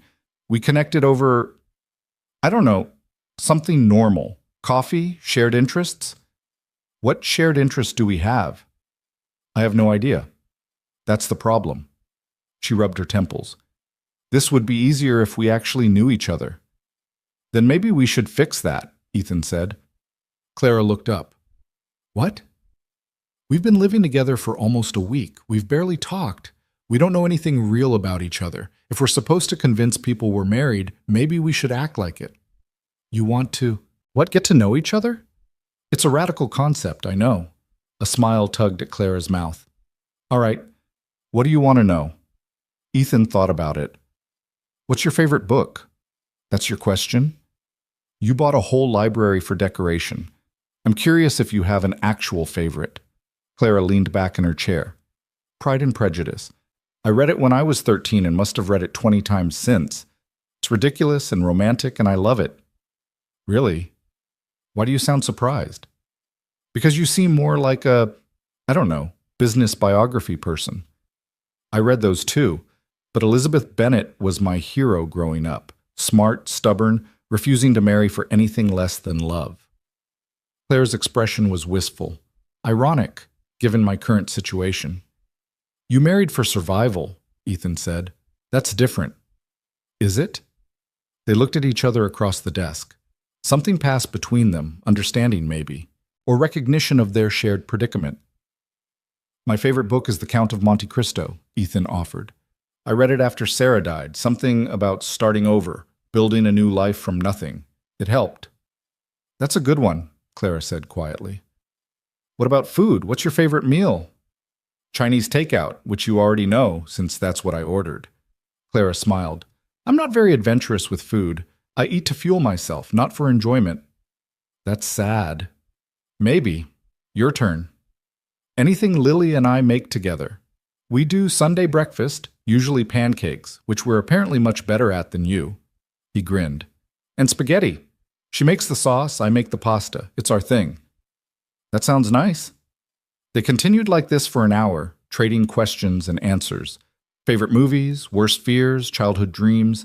Nothing earth-shattering, but real. By the time they finished, Ethan felt like he was talking to a person instead of a CEO. "So, our story," Clara said eventually. "We met at the office, started talking about books. And food," Ethan interjected. "And food. We connected, started seeing each other quietly because of the professional complications. And when we realized we were serious, we decided not to wait." That's actually believable. It's also mostly true. We did meet at the office. We are getting to know each other. The timeline is just accelerated. Clara closed her notebook. "Think you can sell it tomorrow night?" "Guess we'll find out." Friday arrived too quickly. Ethan spent the day at work fielding curious looks and whispered questions. Word had spread that the CEO had married someone from operations. People wanted details he couldn't give. He left early to get ready for the gala. The tuxedo Giuseppe had created fit perfectly, better than anything Ethan had ever worn. He stood in front of the mirror, barely recognizing himself. A knock on his door. Clara entered, then stopped. She was wearing a deep blue gown that hugged her figure before flowing to the floor. Her hair was swept up, diamond earrings catching the light. She looked stunning, like someone who belonged at galas and in magazines. And Ethan looked like he was playing dress-up. "You look nervous," Clara observed. "I am nervous. I've never been to anything like this." "Neither had I, the first time." Then I realized something. They're all just people. Richer people, more powerful people, but still just people. Most of them are as insecure as we are. They just hide it better. That's supposed to make me feel better? Yes. She crossed to him and adjusted his bow tie, which had been sitting slightly crooked. Her fingers brushed his collar. There. Perfect. They stood close enough that Ethan could smell her perfume, the same subtle scent from the night they met. Clara met his eyes, her hands still on his tie. We can do this, she said quietly. Together. Together, Ethan echoed. A voice from the hallway. Wow. They stepped apart. Lily stood in the doorway, eyes wide. You both look like movie stars, she said. Thank you, sweetheart, Ethan smiled. You'll be okay here with Mrs. Yates? I'll be fine. I'm 11, not 5. But Lily came forward and hugged him tightly. Good luck, Dad. Thanks, Lil. Lily turned to Clara. You look really pretty. Clara seemed genuinely touched. Thank you, Lily. That means a lot. The car, an actual limousine this time, was waiting outside. Ethan and Clara slid into the back seat, the leather cool against his skin. As they pulled away from the house, Clara reached over and took his hand. What are you doing? Ethan asked. The driver might talk. We should start acting the part. But she squeezed his fingers gently. Is this okay? Her hand was warm in his, small and delicate, but with a firm grip. Yeah, Ethan said. It's okay. They rode in silence, hands linked, heading toward a gala where they'd perform Being in Love for a room full of strangers. And for the first time since this insanity began, Ethan felt like maybe, just maybe, they could actually pull this off. The hotel ballroom glittered like something out of a fairy tale. Crystal chandeliers cast prismatic light across marble floors. Ice sculptures stood at strategic intervals, catching the glow and throwing rainbows. Women in designer gowns mingled with men in tuxedos, champagne flutes catching the light like tiny stars. Ethan had never felt more out of place in his life. Breathe, Clara murmured beside him. Her hand rested lightly in the crook of his elbow. You look like you're about to face a firing squad. That might be less terrifying. Doubtful. She nodded toward a cluster of men near the bar. See the tall one with the silver hair? That's Marcus Chen, head of our largest competitor. He's been trying to poach our top engineers for 2 years. Should I be taking notes? Just smile and nod if he talks to you. And whatever you do, don't mention the Henderson project. He doesn't know about it yet. Ethan's head was already spinning. There's a Henderson project? Clara patted his arm. Relax. I'm kidding. Mostly. They moved into the crowd and immediately people began gravitating toward them. Or rather, toward Clara. Ethan was just the unfamiliar accessory she happened to be wearing. Clara, darling! A woman in red silk descended on them. I heard the most extraordinary rumor. Tell me it isn't true. Depends on the rumor, Patricia. Clara's smile was perfectly calibrated, warm but controlled. That you got married. To someone from inside the company. Patricia's eyes slid to Ethan with barely concealed curiosity. Someone we've never even heard of. Then I'm afraid the rumor is true. Clara turned to Ethan. Patricia Nguyen, meet my husband, Ethan Cole. Ethan, Patricia sits on our board. Ethan extended his hand. Pleasure to meet you. Patricia's handshake was brief, her assessment thorough. How fascinating. And where exactly have you been hiding, Mr. Cole? I work in operations. Not much reason for our paths to cross before. Until they did, Clara interjected smoothly. Funny how that happens. Funny indeed. Patricia's tone suggested she found nothing funny about it. You'll have to tell me the whole story later, Clara. I'm absolutely dying to know how this happened. She drifted away, already pulling out her phone. That went well, Ethan said dryly. That went exactly as expected. Patricia thrives on gossip. By the end of the night, she'll have asked 20 people about you and constructed 3 different theories about our marriage. Should I be worried? Only if you can't keep your story straight. Clara's smile didn't waver, but Ethan heard the edge in her voice. Speaking of which, here comes test number 2. A man approached. Mid-50s, expensive suit, the kind of confidence that came from always being the smartest person in the room, or at least believing he was. Clara. His voice was smooth as aged whiskey. What a surprise to see you here with company. Victor. Clara's demeanor shifted subtly, cooler, more guarded. I didn't think galas were your style. They're not. But when I heard you'd be making an announcement, I couldn't resist. Victor's eyes moved to Ethan. And who's this? So this was Victor Hale, the corporate predator who'd been waiting to devour Palmer Industries. Ethan felt his spine straighten instinctively. Victor Hale, this is Ethan Cole, my husband. Clara's emphasis on the last word was slight but deliberate. Ethan, Victor owns Meridian Capital.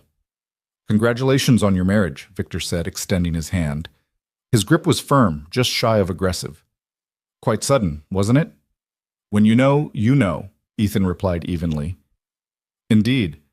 Victor's smile didn't reach his eyes. I have to admit, Clara, I'm impressed. I didn't think you had it in you to be so spontaneous. People are full of surprises. Apparently. Victor pulled out his phone, glancing at something on the screen. Though I do wonder about the timing. Your grandfather's trust terms, the upcoming deadline, are satisfied, Clara cut in, as of last Friday. So whatever plans you had, Victor, I'm afraid they're moot. For just a moment, Victor's mask slipped.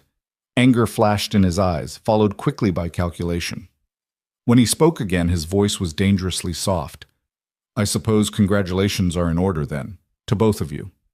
He raised his champagne glass in a mock toast. I hope it all works out exactly as you planned. He walked away, shoulders tight with barely contained fury. Ethan let out a breath he didn't know he'd been holding. That was a threat, Clara finished. He's not going to let this go easily. What can he do? You said the trust terms are satisfied. They are, but Victor doesn't need the trust to cause problems. He can launch investigations, plant stories in the media, dig into our backgrounds looking for anything that doesn't add up. She squeezed Ethan's arm. We need to be very careful from here on out. Before Ethan could respond, a chime rang through the ballroom. A woman in a burgundy gown took the stage. The event coordinator, presumably. Ladies and gentlemen, if you could please take your seats, dinner will be served shortly, and our host for the evening has a few words she'd like to share. Clara's hand tightened on Ethan's arm. That's my cue. They made their way to the head table where name cards marked their seats. Board members and their spouses filled the surrounding chairs, all watching Clara and Ethan with varying degrees of curiosity and skepticism. Ethan sat, hyper-aware of every movement, which fork to use, how to sit, where to put his napkin. Sarah had taught him basic etiquette, but this was different. This was performance art disguised as dinner. The first course arrived, some kind of foam that Ethan couldn't identify. He watched Clara, mimicking her movements, spoon from the outside, small bites, no slurping. Across the table, an older man with a British accent leaned forward. So, Mr. Cole, what is it you do at Palmer Industries? I work in operations, supply chain management mostly. Fascinating. The man's tone suggested it was anything but. And how did you and Clara meet? Here it was, the story they'd rehearsed. At the office, actually, I was delivering a quarterly report one evening. Clara was still working. Ethan glanced at his supposed wife. We started talking about books, of all things. Turned out we had similar taste. Books, the man repeated. How romantic. It was, actually. Clara joined the conversation smoothly. Ethan recommended The Count of Monte Cristo. I told him about Pride and Prejudice. We ended up talking for 2 hours. And that led to marriage? Not immediately. We kept running into each other, coffee breaks, late nights in the office. Eventually, we admitted there was something there worth exploring. Clara reached over and placed her hand on Ethan's. When you connect with someone, you don't wait around. It was a good story, believable, based enough in truth that they could sell it. The man seemed satisfied, turning to his neighbor to share the gossip. Clara's hand remained on Ethan's for a moment longer than necessary before pulling away. The meal continued through multiple courses. Ethan lost track after the third one. Around them, conversation flowed. Business deals, stock prices, who was divorcing whom, the wealthy at play, utterly comfortable in their element. Finally, dessert was cleared and the coordinator returned to the stage. And now, the moment we've all been waiting for. Please welcome Clara West, CEO of Palmer Industries. Applause filled the ballroom. Clara stood, smoothing her gown, and walked to the podium. Under the lights, she looked powerful, in control, everything a CEO should be. "Thank you all for coming tonight," she began. "This gala raises money for causes I care deeply about: education initiatives, small business development, opportunities for underprivileged communities. Your generosity makes a real difference." She continued with the prepared remarks, thanking sponsors and donors, but Ethan could see the tension in her shoulders. This was just the warm-up.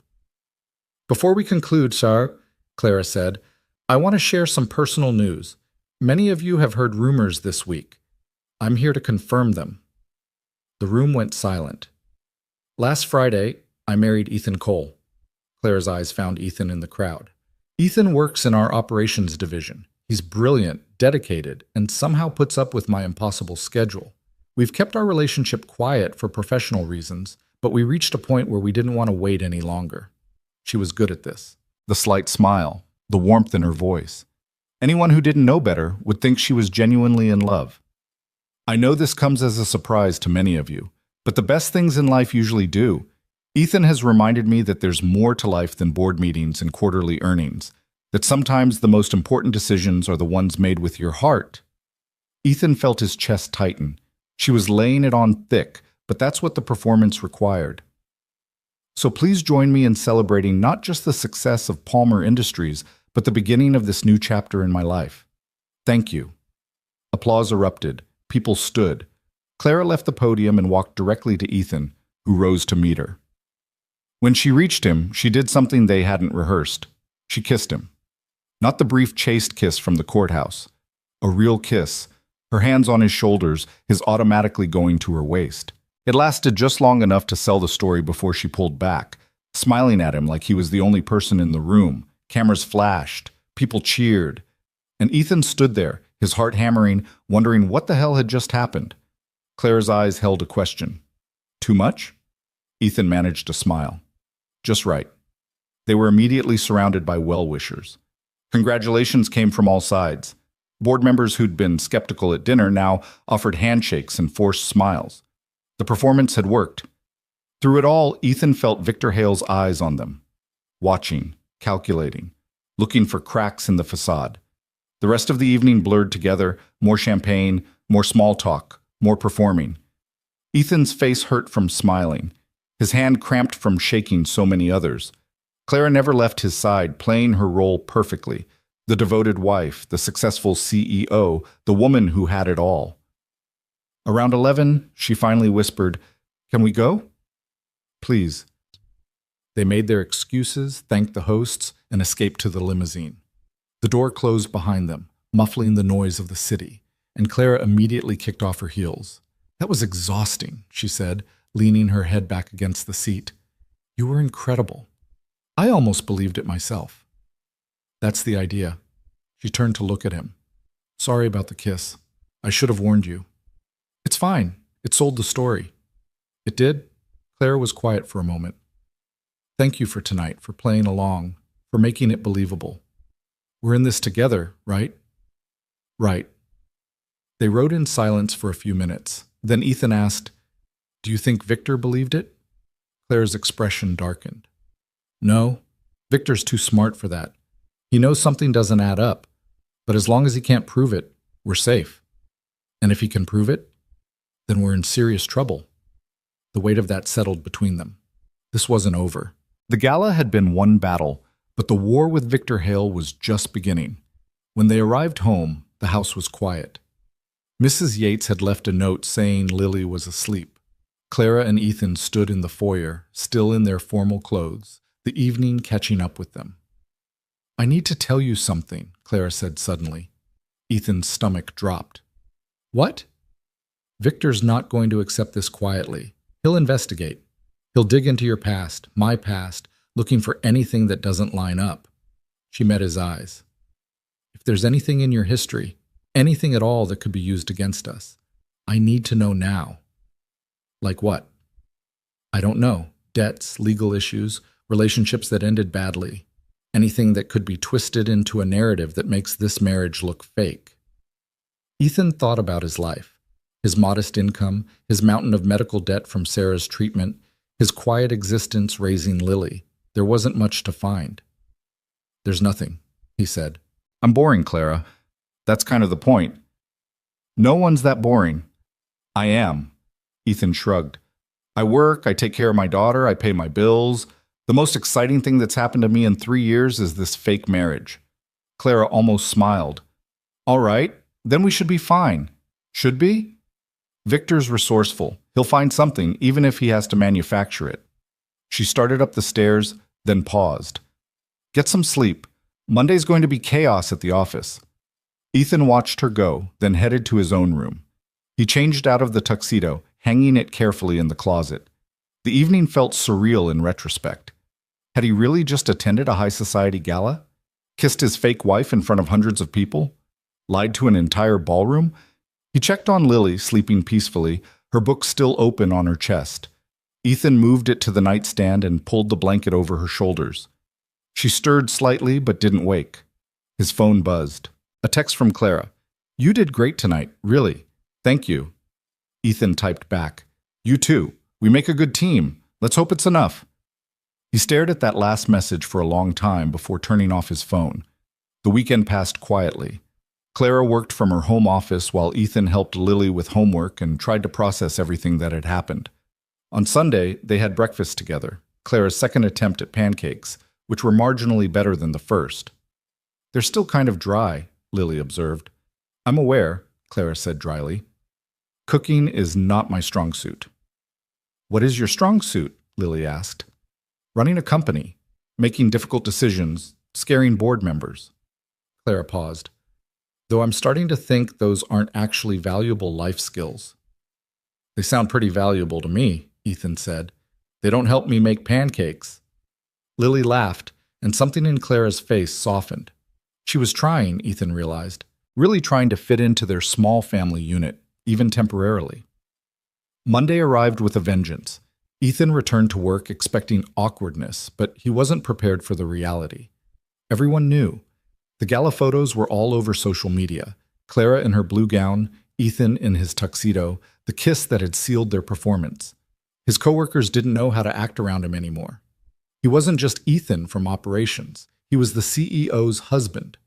People who'd never given him a second glance now wanted to be his friend. Meetings he'd never been invited to suddenly had room for him. It was deeply uncomfortable. At lunch, he escaped to a quiet corner of the cafeteria. His phone rang. Unknown number. "Hello? Mr. Cole, this is Rachel Torres from the New York Tribune." The woman's voice was all business. "I'm writing a piece about you and Ms. West. I was hoping you'd answer a few questions." Ethan's blood went cold. "I don't think... Just a few quick questions about how you met, your relationship timeline. Our readers are very interested in Palmer Industries' new power couple." "I'm not interested in being interviewed. Thank you." He hung up. The phone rang again immediately, different number. "Mr. Cole, this is James Chen from Business Weekly."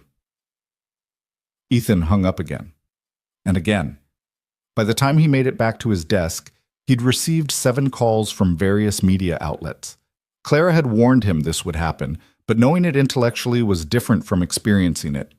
He texted her. "The press is calling. What do I do?" Her response was immediate. "Don't answer. Refer them to our PR department. I'll handle it." But handling it proved harder than expected.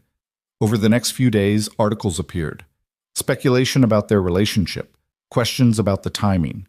One particularly aggressive blogger suggested the marriage was a business arrangement to satisfy trust requirements. They were closer to the truth than they knew. On Wednesday evening, Ethan came home to find Clara in the kitchen, laptop open, reading something that made her expression darken. "What's wrong?" he asked. She turned the screen toward him. It was an article titled "The Convenient Marriage, Clara West's Strategic Move." Ethan skimmed it. The author questioned everything. The sudden marriage, Ethan's background, the timing relative to Palmer Industries' fiscal calendar. They'd done their homework, pulling up old photos, interviewing former colleagues, building a case that this wasn't what it seemed. "This is bad," Ethan said. "It gets worse." Clara pulled up another article. This one included interviews with anonymous Palmer Industries employees questioning whether Ethan and Clara had ever actually dated. "Victor's behind this. He has to be." Can he prove anything? Not yet. But he's building doubt, making people question us. And if enough doubt exists, the board could call for an investigation. Into what? Into whether our marriage is legitimate, whether I satisfied the trust requirements in good faith. Clara's hands were shaking slightly. If they determine I married you fraudulently, the trust terms are void. Victor gets exactly what he wanted. Ethan felt panic rising in his chest. What do we do? We need to be more convincing, more public, more... She trailed off, struggling for the word. More real, Ethan finished. Yes, we need to look like an actual married couple, not two people who signed papers and called it a day. Clara was right, of course, but Ethan wasn't sure how to fake something that was supposed to feel genuine. They were already performing. How much more could they give? I have an idea, Clara said slowly, but you're not going to like it. What? There's a Palmer Industries retreat next weekend, executive leadership and their spouses. 3 days at a resort upstate. Team building, strategic planning, all the usual corporate nonsense. Okay? Spouses attend everything. Dinners, activities, the works. We'd be together constantly, in front of everyone. Clara met his eyes. It would be the perfect opportunity to show we're actually a couple, but it also means 3 days of non-stop performance. Ethan thought about it. 3 days of pretending. 3 days of being watched and judged. 3 days away from Lily. What about my daughter? Mrs. Yates can stay with her. I'll pay triple her usual rate. Lily's not going to be happy about this. I know, but Ethan, we don't have a choice. The articles are multiplying. The speculation is growing. If we don't push back hard, Victor's going to win. She was right. Ethan hated it, but she was right. Okay, he said. We'll go. Relief crossed Clara's face. Thank you. But we need to prepare. If we're going to spend 3 days convincing your executives we're in love, we need to actually know each other, really know each other. What do you suggest? Tell me everything. Your childhood, your fears, your dreams, everything that made you who you are. And I'll do the same. Because if someone asks me about my wife's favorite childhood memory or her biggest regret, I need to have an answer. Clara nodded slowly. You're right. When should we start? Now. They moved to the living room, settling on opposite ends of the couch. And for the next 3 hours, they talked. Really talked. Clara told him about growing up in her grandfather's shadow, always trying to prove she was good enough. About the pressure to be perfect, to never show weakness, to earn love through achievement. Ethan told her about Sarah, about the early years when they'd been happy before cancer stole that away. About learning to be a single parent, about the nights he'd cried after putting Lily to bed because he didn't know if he could do this alone. They shared fears and dreams and the small, vulnerable truths people usually kept hidden. And somewhere in those hours, something shifted. The performance became less of a performance. The stranger across from him became a person he actually knew. By the time they finished, it was past midnight. Clara looked exhausted but lighter somehow. Thank you for sharing all that, she said quietly. Thank you for listening. They sat in comfortable silence for a moment. Then Clara said, I should probably tell you, the retreat includes couples activities, trust exercises, that kind of thing. Ethan groaned. Of course it does. One of them is a marriage quiz. They ask both partners questions separately, then see how many answers match. Wonderful. At least now we have a chance of passing it. Clara stood, stretching. I'm going to bed. Big day tomorrow. Clara? She turned. We're going to be okay. We'll get through this. A genuine smile crossed her face. You keep saying that. I'm starting to believe you. After she left, Ethan sat alone in the quiet house. Through the window, he could see the city lights in the distance. Somewhere out there, Victor Hale was plotting his next move. Somewhere, reporters were writing articles questioning their marriage. Somewhere, the truth was waiting to destroy everything. But in this moment, Ethan felt something he hadn't expected. Hope. The resort sat nestled in the Catskills, all rustic elegance and manufactured charm. Log cabins dotted the hillside, connected by stone pathways that wound through pine trees. A main lodge dominated the property, massive timber beams, floor-to-ceiling windows overlooking a lake that reflected the autumn sky like polished glass. Ethan and Clara arrived Friday afternoon in a company car, their overnight bags in the trunk containing enough clothes for 3 days of performance. The other executives were already there, gathered on the lodge's deck with cocktails and forced camaraderie. "Remember," Clara murmured as they approached, "we're newlyweds. Happy. Can't keep our hands off each other." That might be overselling it. Trust me, these people need to see affection, real affection. She laced her fingers through his. The gesture was becoming familiar now, almost comfortable. Ethan squeezed back. They were greeted immediately by Richard Palmer, Clara's second-in-command. "Clara! Ethan! Welcome, welcome!" He clapped Ethan on the shoulder with enthusiasm that felt genuine. "Glad you could make it. We've got quite the weekend planned." "So I've heard," Ethan said. "Team building at its finest. Tomorrow morning, we've got trust exercises. Afternoon is the marriage quiz, which you two should ace, being so newly in love. And tomorrow night is the formal dinner." Richard winked. "Sunday's more relaxed, kayaking, hiking, that sort of thing." The marriage quiz.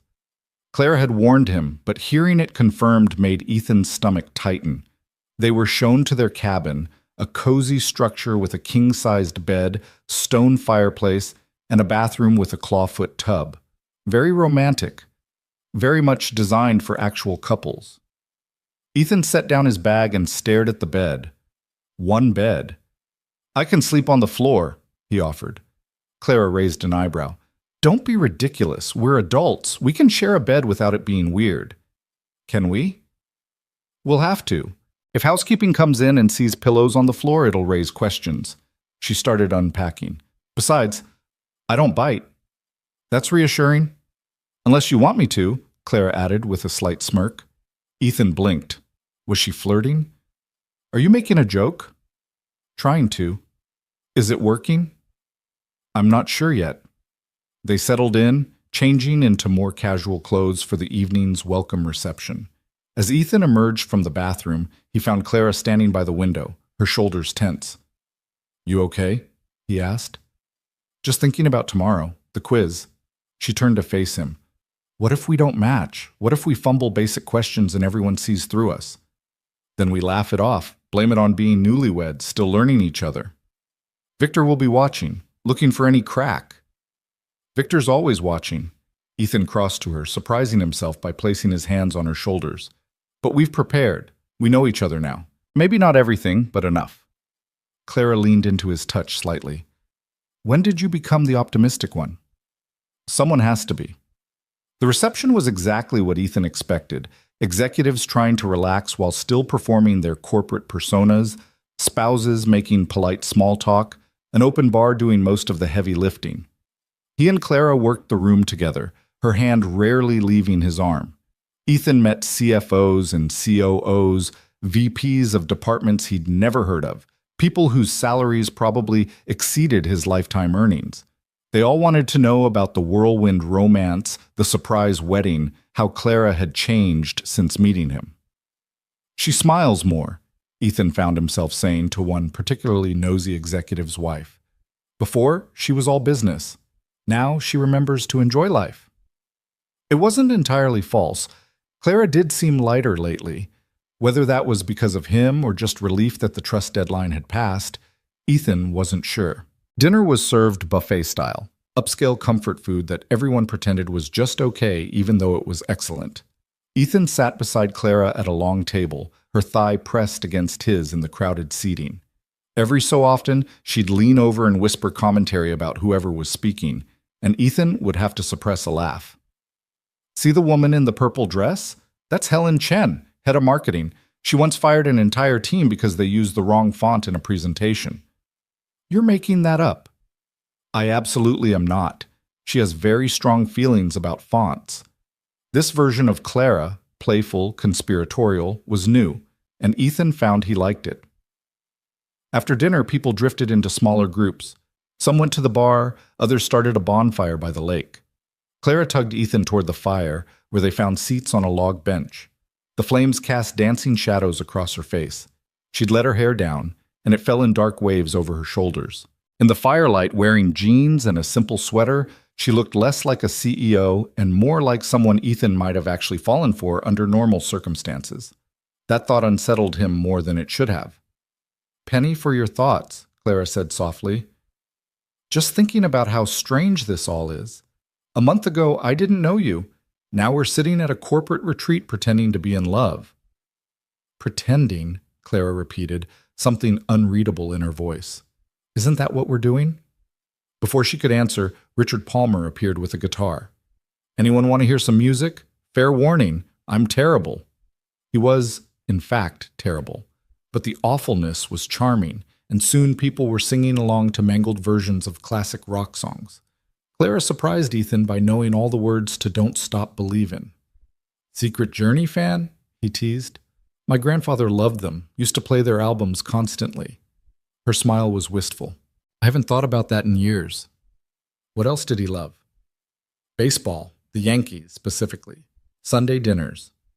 Old movies. He had this whole collection of films from the 40s and 50s. Clara stared into the fire. "He taught me everything about running a business, but he also taught me to appreciate old things, beautiful things that last. He sounds like a good man." He was. Complicated, traditional in ways that hurt sometimes, but good. She looked at Ethan. "I think he would have liked you." "Yeah?" "You remind me of him, actually. Steady, principled, the kind of person who does what's right even when it's hard." Ethan felt his chest tighten. "I'm not sure I deserve that comparison. You married a stranger to protect 1,200 jobs. I'd say that's pretty principled." "I also did it for $5 million. "True," Clara smiled, "but you could have walked away. You didn't." They sat in comfortable silence, watching the fire burn down to embers. Eventually, people began drifting back to their cabins. Clara and Ethan walked slowly along the stone path, the night air cool against their skin. Inside their cabin, the reality of sharing a bed became unavoidable. They took turns in the bathroom, brushing teeth and changing into sleepwear. Ethan emerged in a t-shirt and pajama pants to find Clara already under the covers, reading something on her phone. "Which side do you want?" she asked. "I'm fine with either." Diplomatic answer. She patted the right side. "This one's closer to the bathroom. You'll probably need it more than me. Thanks for that vote of confidence in my bladder control." Clara actually laughed. Ethan climbed into bed, careful to stay on his side. The mattress was comfortable, the sheets high thread count luxury. He could smell Clara's shampoo, something floral he'd started to associate with her. "Good night, Ethan," she said, turning off the bedside lamp. "Good night." Darkness settled over the cabin. Yeah. Outside, wind rustled through pine trees. Ethan lay very still, hyper-aware of Clara's presence beside him. He could hear her breathing, feel the slight dip in the mattress. "Can I ask you something?" Clara's voice came through the darkness. "Sure." "Do you ever regret it, saying yes to this?" Ethan considered the question. Did he regret it? His life had been turned upside down. His daughter was upset. He was lying to everyone he knew. But there was also Lily's trust fund, their financial security, and something else he couldn't quite name. "Ask me again in 6 months," he said finally. "Fair enough." More silence. Then Clara said very quietly, "Thank you for being here, for doing this. I know it's not easy." "You've said that before." "I mean it every time." Ethan rolled onto his side, facing where he knew she was in the darkness. "Can I ask you something now?" "Okay." "What happens after, when the 6 months are up and we divorce? What happens to you?" "I keep running the company. The trust terms only require marriage at the time of my 36th birthday. Once that's satisfied, my marital status doesn't matter anymore." "So you'll be free?" "Yes." A pause. "We both will be." The words should have been reassuring. Instead, they left Ethan feeling oddly hollow. He must have eventually slept because he woke to sunlight streaming through the windows and Clara already up, dressed in athletic wear, stretching by the fireplace. "Morning," she said. "Trust exercises start in an hour. I ordered coffee and pastries. They should be here soon." Ethan sat up, running a hand through his hair. "You're chipper." "I went for a run. Helps me think." "And what did you think about?" "Today, the quiz. How to make sure we pass." She sat on the edge of the bed. "I've been going over our conversations, the things we shared, I think we're ready. You think? I hope. She smiled. That's the best I can offer. The trust exercises were exactly as terrible as Ethan feared. Executives and their spouses paired up for activities designed to test communication and cooperation. There was a blindfolded obstacle course where one partner had to guide the other using only verbal instructions, a puzzle that required both people working together, a ridiculous activity involving balancing on planks while answering questions about your relationship. Claire and Ethan fumbled through most of it, but so did everyone else. The point wasn't perfection. The point was showing you could work together, laugh at mistakes, support each other. During lunch, Richard Palmer pulled Ethan aside. You two are good together. Natural. Thanks, Ethan said carefully. I'll be honest, when Clara first announced she was married, I was skeptical. Thought maybe it was impulsive, a mistake. Richard smiled. But seeing you this weekend, the way you look at each other, the way you communicate without even speaking, it's clear you care about each other. Guilt twisted in Ethan's gut. We're still figuring things out. That's what marriage is. Constant figuring out. Richard clapped him on the back. You're good for her, Ethan. She's more relaxed, more human. Hold on to that. The marriage quiz took place after lunch in the main lodge. Couples sat at separate tables while a moderator asked questions. Each partner wrote their answer on a small whiteboard. Then they'd reveal simultaneously to see if they matched. Ethan's palms were sweating. The first questions were easy. Favorite color, favorite food, where they met. Clara had drilled him on these, and they matched perfectly. Then the questions got harder. What was your spouse's childhood dream job? The moderator asked. Ethan thought back to their late-night conversation. Clara had mentioned this. What was it? Marine biologist. No, that wasn't right. Archaeologist. She'd wanted to be an archaeologist, to dig up ancient civilizations. He wrote it down, held his breath. Clara revealed her board. Archaeologist. Ethan showed his. Archaeologist. Relief flooded through him. They matched. The questions continued. Biggest fear. Most embarrassing moment. First concert. Pet peeve. Ethan drew on everything Clara had told him, everything he'd learned over late-night talks and quiet moments. Most couples got 5 or 6 matches out of 10. Ethan and Clara got 9. Newlyweds, the moderator said with a knowing smile. Still in that phase where you talk all night and learn everything about each other. Enjoy it while it lasts. People laughed. Clara's hand found Ethan's under the table, squeezing tight. They'd done it. They'd passed. That evening's formal dinner was a celebration of the successful retreat. People were relaxed now, the corporate mask slipping. Wine flowed freely. Conversations grew louder, more genuine. Ethan found himself actually enjoying it. He'd gotten to know some of the other spouses, normal people who'd married into this world of wealth and power and were still trying to figure out how they fit. After dinner, there was dancing. A DJ played a mix of decades, from swing to modern pop. Clara pulled Ethan onto the dance floor. I should warn you, he said. I'm a terrible dancer. Lucky for you, so am I. They swayed together, not quite in rhythm with the music. Clara's hand rested on his shoulder, his on her waist. They were close enough that Ethan could count the flecks of gold in her brown eyes. We did it, Clara said softly. We convinced them. Yeah, we did. Thank you. For the quiz, for this weekend, for everything. You keep thanking me. Because I keep meaning it. She looked up at him, something shifting in her expression. Ethan, I need to tell you something. His heart kicked. What? Before she could answer, someone tapped Clara's shoulder. Victor Hale stood behind them, his smile not reaching his eyes. Mind if I cut in? He asked. Every instinct told Ethan to say no. But refusing would look suspicious, territorial in a way that might seem desperate. Clara's eyes asked the question. Ethan nodded reluctantly. She stepped into Victor's arms, and Ethan moved to the edge of the dance floor, watching. Victor said something that made Clara's spine stiffen. She responded, her face carefully neutral. They danced for what felt like hours, but was probably only 2 minutes. When the song ended, Clara immediately returned to Ethan's side. What did he say? Ethan asked. That he knows. About us. About the arrangement. Claire's voice was barely above a whisper. He can't prove it, but he knows. How? He's been digging, found discrepancies in our timeline, people who never saw us together before the wedding, inconsistencies he's building into a case. She gripped Ethan's arm. He's planning to present it to the board, force an investigation. Ethan's world tilted. When? Monday, emergency board meeting. Clara looked genuinely afraid for the first time since Ethan had known her. If they vote to investigate, if they find proof we married fraudulently, I lose everything. The company, my reputation, all of it. What proof does he have? I don't know, but Victor doesn't bluff. She pulled him toward the exit. We need to talk, somewhere private.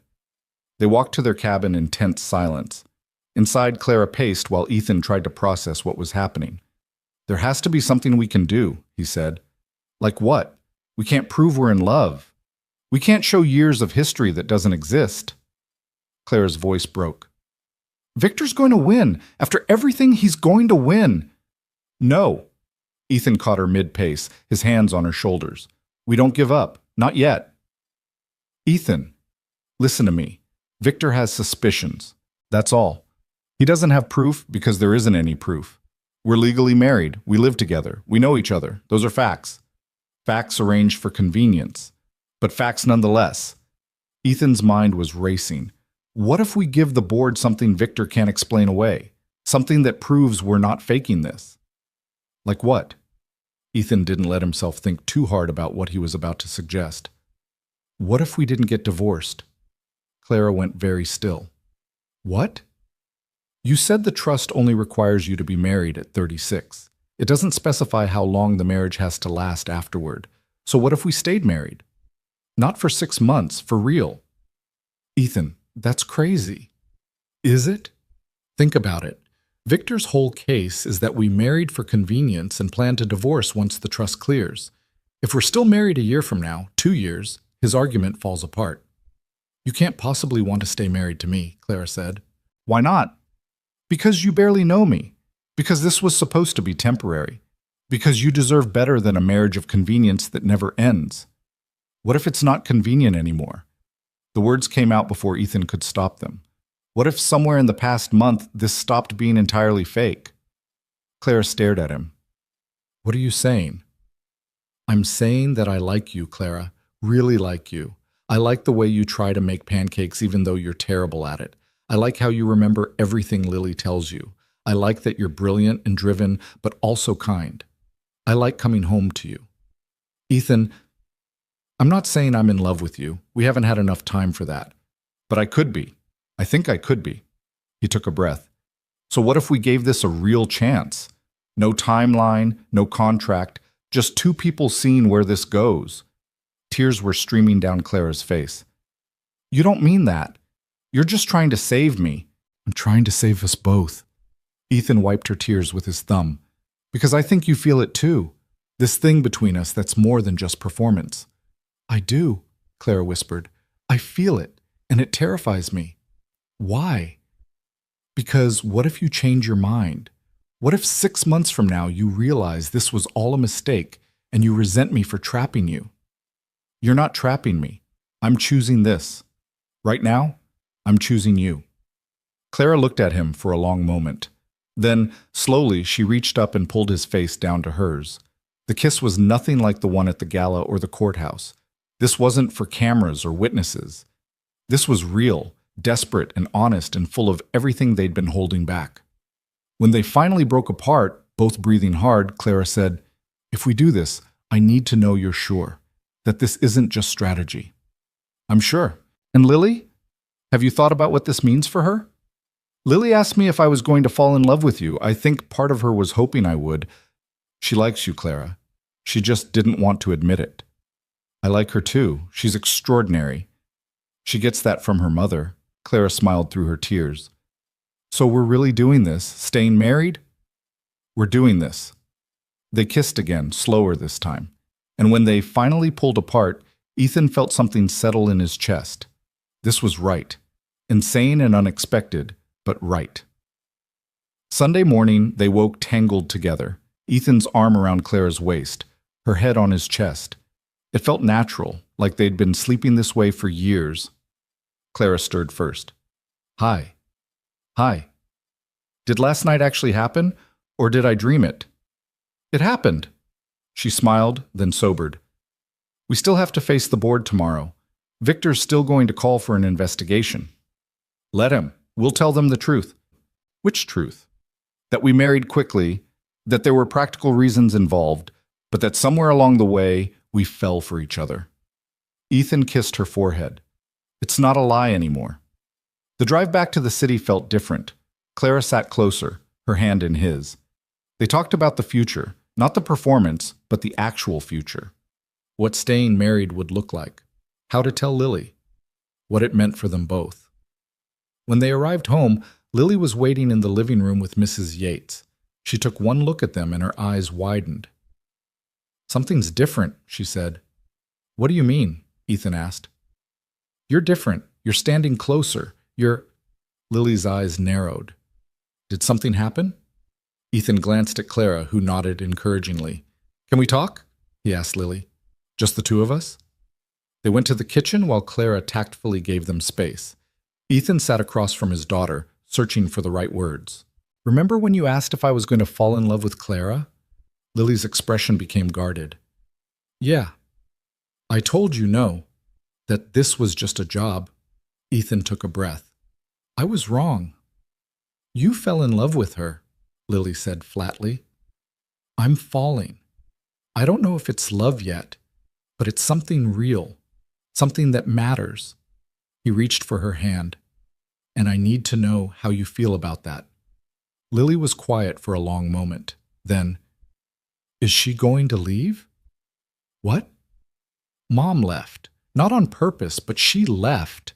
And I know this was supposed to be temporary with Clara. So is she going to leave too? Ethan's heart broke. No, sweetheart. She's not leaving. We're staying married, for real this time. You promise? I promise. And if Clara's okay with it, I'd like us to be a family, the three of us. Lily looked toward the living room where Clara waited. She makes you happy. She does.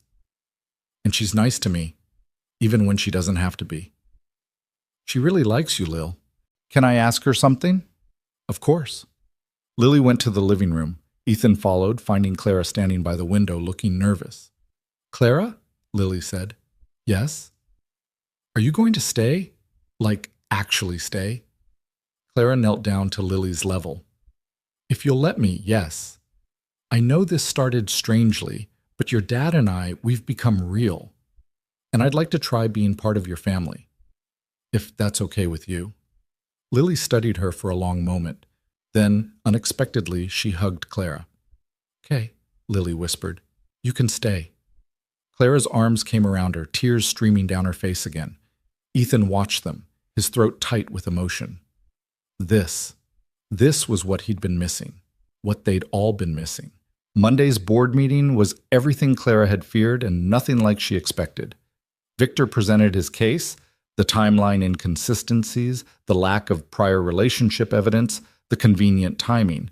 But then Clara presented her defense. Victor's right, she said calmly. Ethan and I married quickly.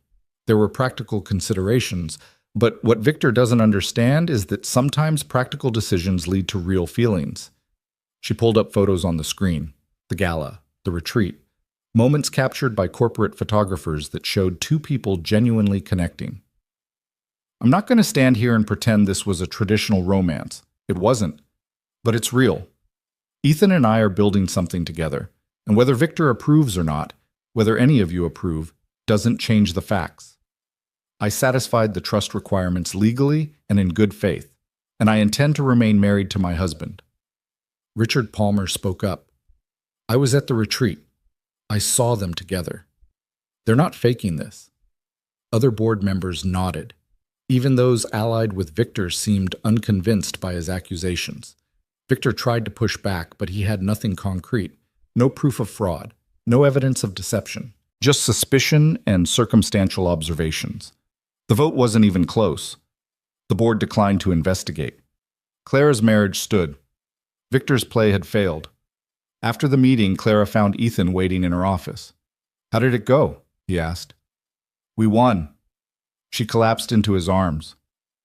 It's over. Victor has nothing. So we're safe. We're safe. They stood like that for a long moment, just holding each other. Then Clara pulled back, smiling. I have something for you, she said. She pulled out the ring they'd bought for appearances, the simple gold band that had started all of this. Except it wasn't the same ring. This one had an inscription inside. Read it, Clara said. Ethan tilted it to the light. The inscription read, The best things in life usually surprise us. It's what I said at the gala, Claire explained, about our relationship. I meant it then, even though I didn't know it yet. And I mean it now. Ethan slid the ring onto his finger, replacing the original. I have something for you too. He pulled out a small box. Inside was a delicate necklace with a pendant shaped like an open book. You said Pride and Prejudice was your favorite, Ethan said. The book that taught you not to settle for anything less than love. I wanted you to have a reminder that you didn't settle, that this is real. Clara put it on, her hands shaking. It's perfect. So are you. They kissed in her office, the city sprawling below them through the windows. And for the first time since this crazy arrangement began, Ethan felt like everything had fallen into place. 6 months later, they renewed their vows. A real ceremony this time, with Lily as flower girl, and tears and laughter and promises they actually meant. The courthouse wedding had been necessary. This one was chosen. A year after that, Clara stepped down as CEO. Not because she had to, but because she wanted to spend more time with her family. She stayed on the board, consulting and guiding, but the 70-hour weeks were done. Ethan took a position in strategic planning, a role that challenged him intellectually without consuming his life. They found balance. They built a life together. And on their 5th anniversary, sitting by the lake at the resort where everything had changed, Clara asked, Do you ever regret it? Saying yes that night? Ethan thought about everything that had happened. The fear, the performance, the moment it all became real. Not for a second, he said. Even the terrible parts? Especially the terrible parts. They led us here. Clara leaned against him, watching the sunset paint the water gold. I asked a stranger to marry me to save my company. And I said yes to protect 1,200 jobs. And we ended up saving each other. Yeah, Ethan said, kissing the top of her head. We did. Lily appeared on the dock, now 16 and impossibly grown up. Mom, Dad, dinner's ready. Mom. She'd started calling Clara that a year ago, the first time they'd both cried. They walked back to the cabin together, a real family now, not a performance. Ethan's hand found Clara's, and she squeezed back. What started as a desperate arrangement had become the best decision either of them had ever made. Not because it was logical or planned, but because sometimes the biggest risks lead to the most unexpected rewards. And sometimes the best marriages begin with the strangest proposals.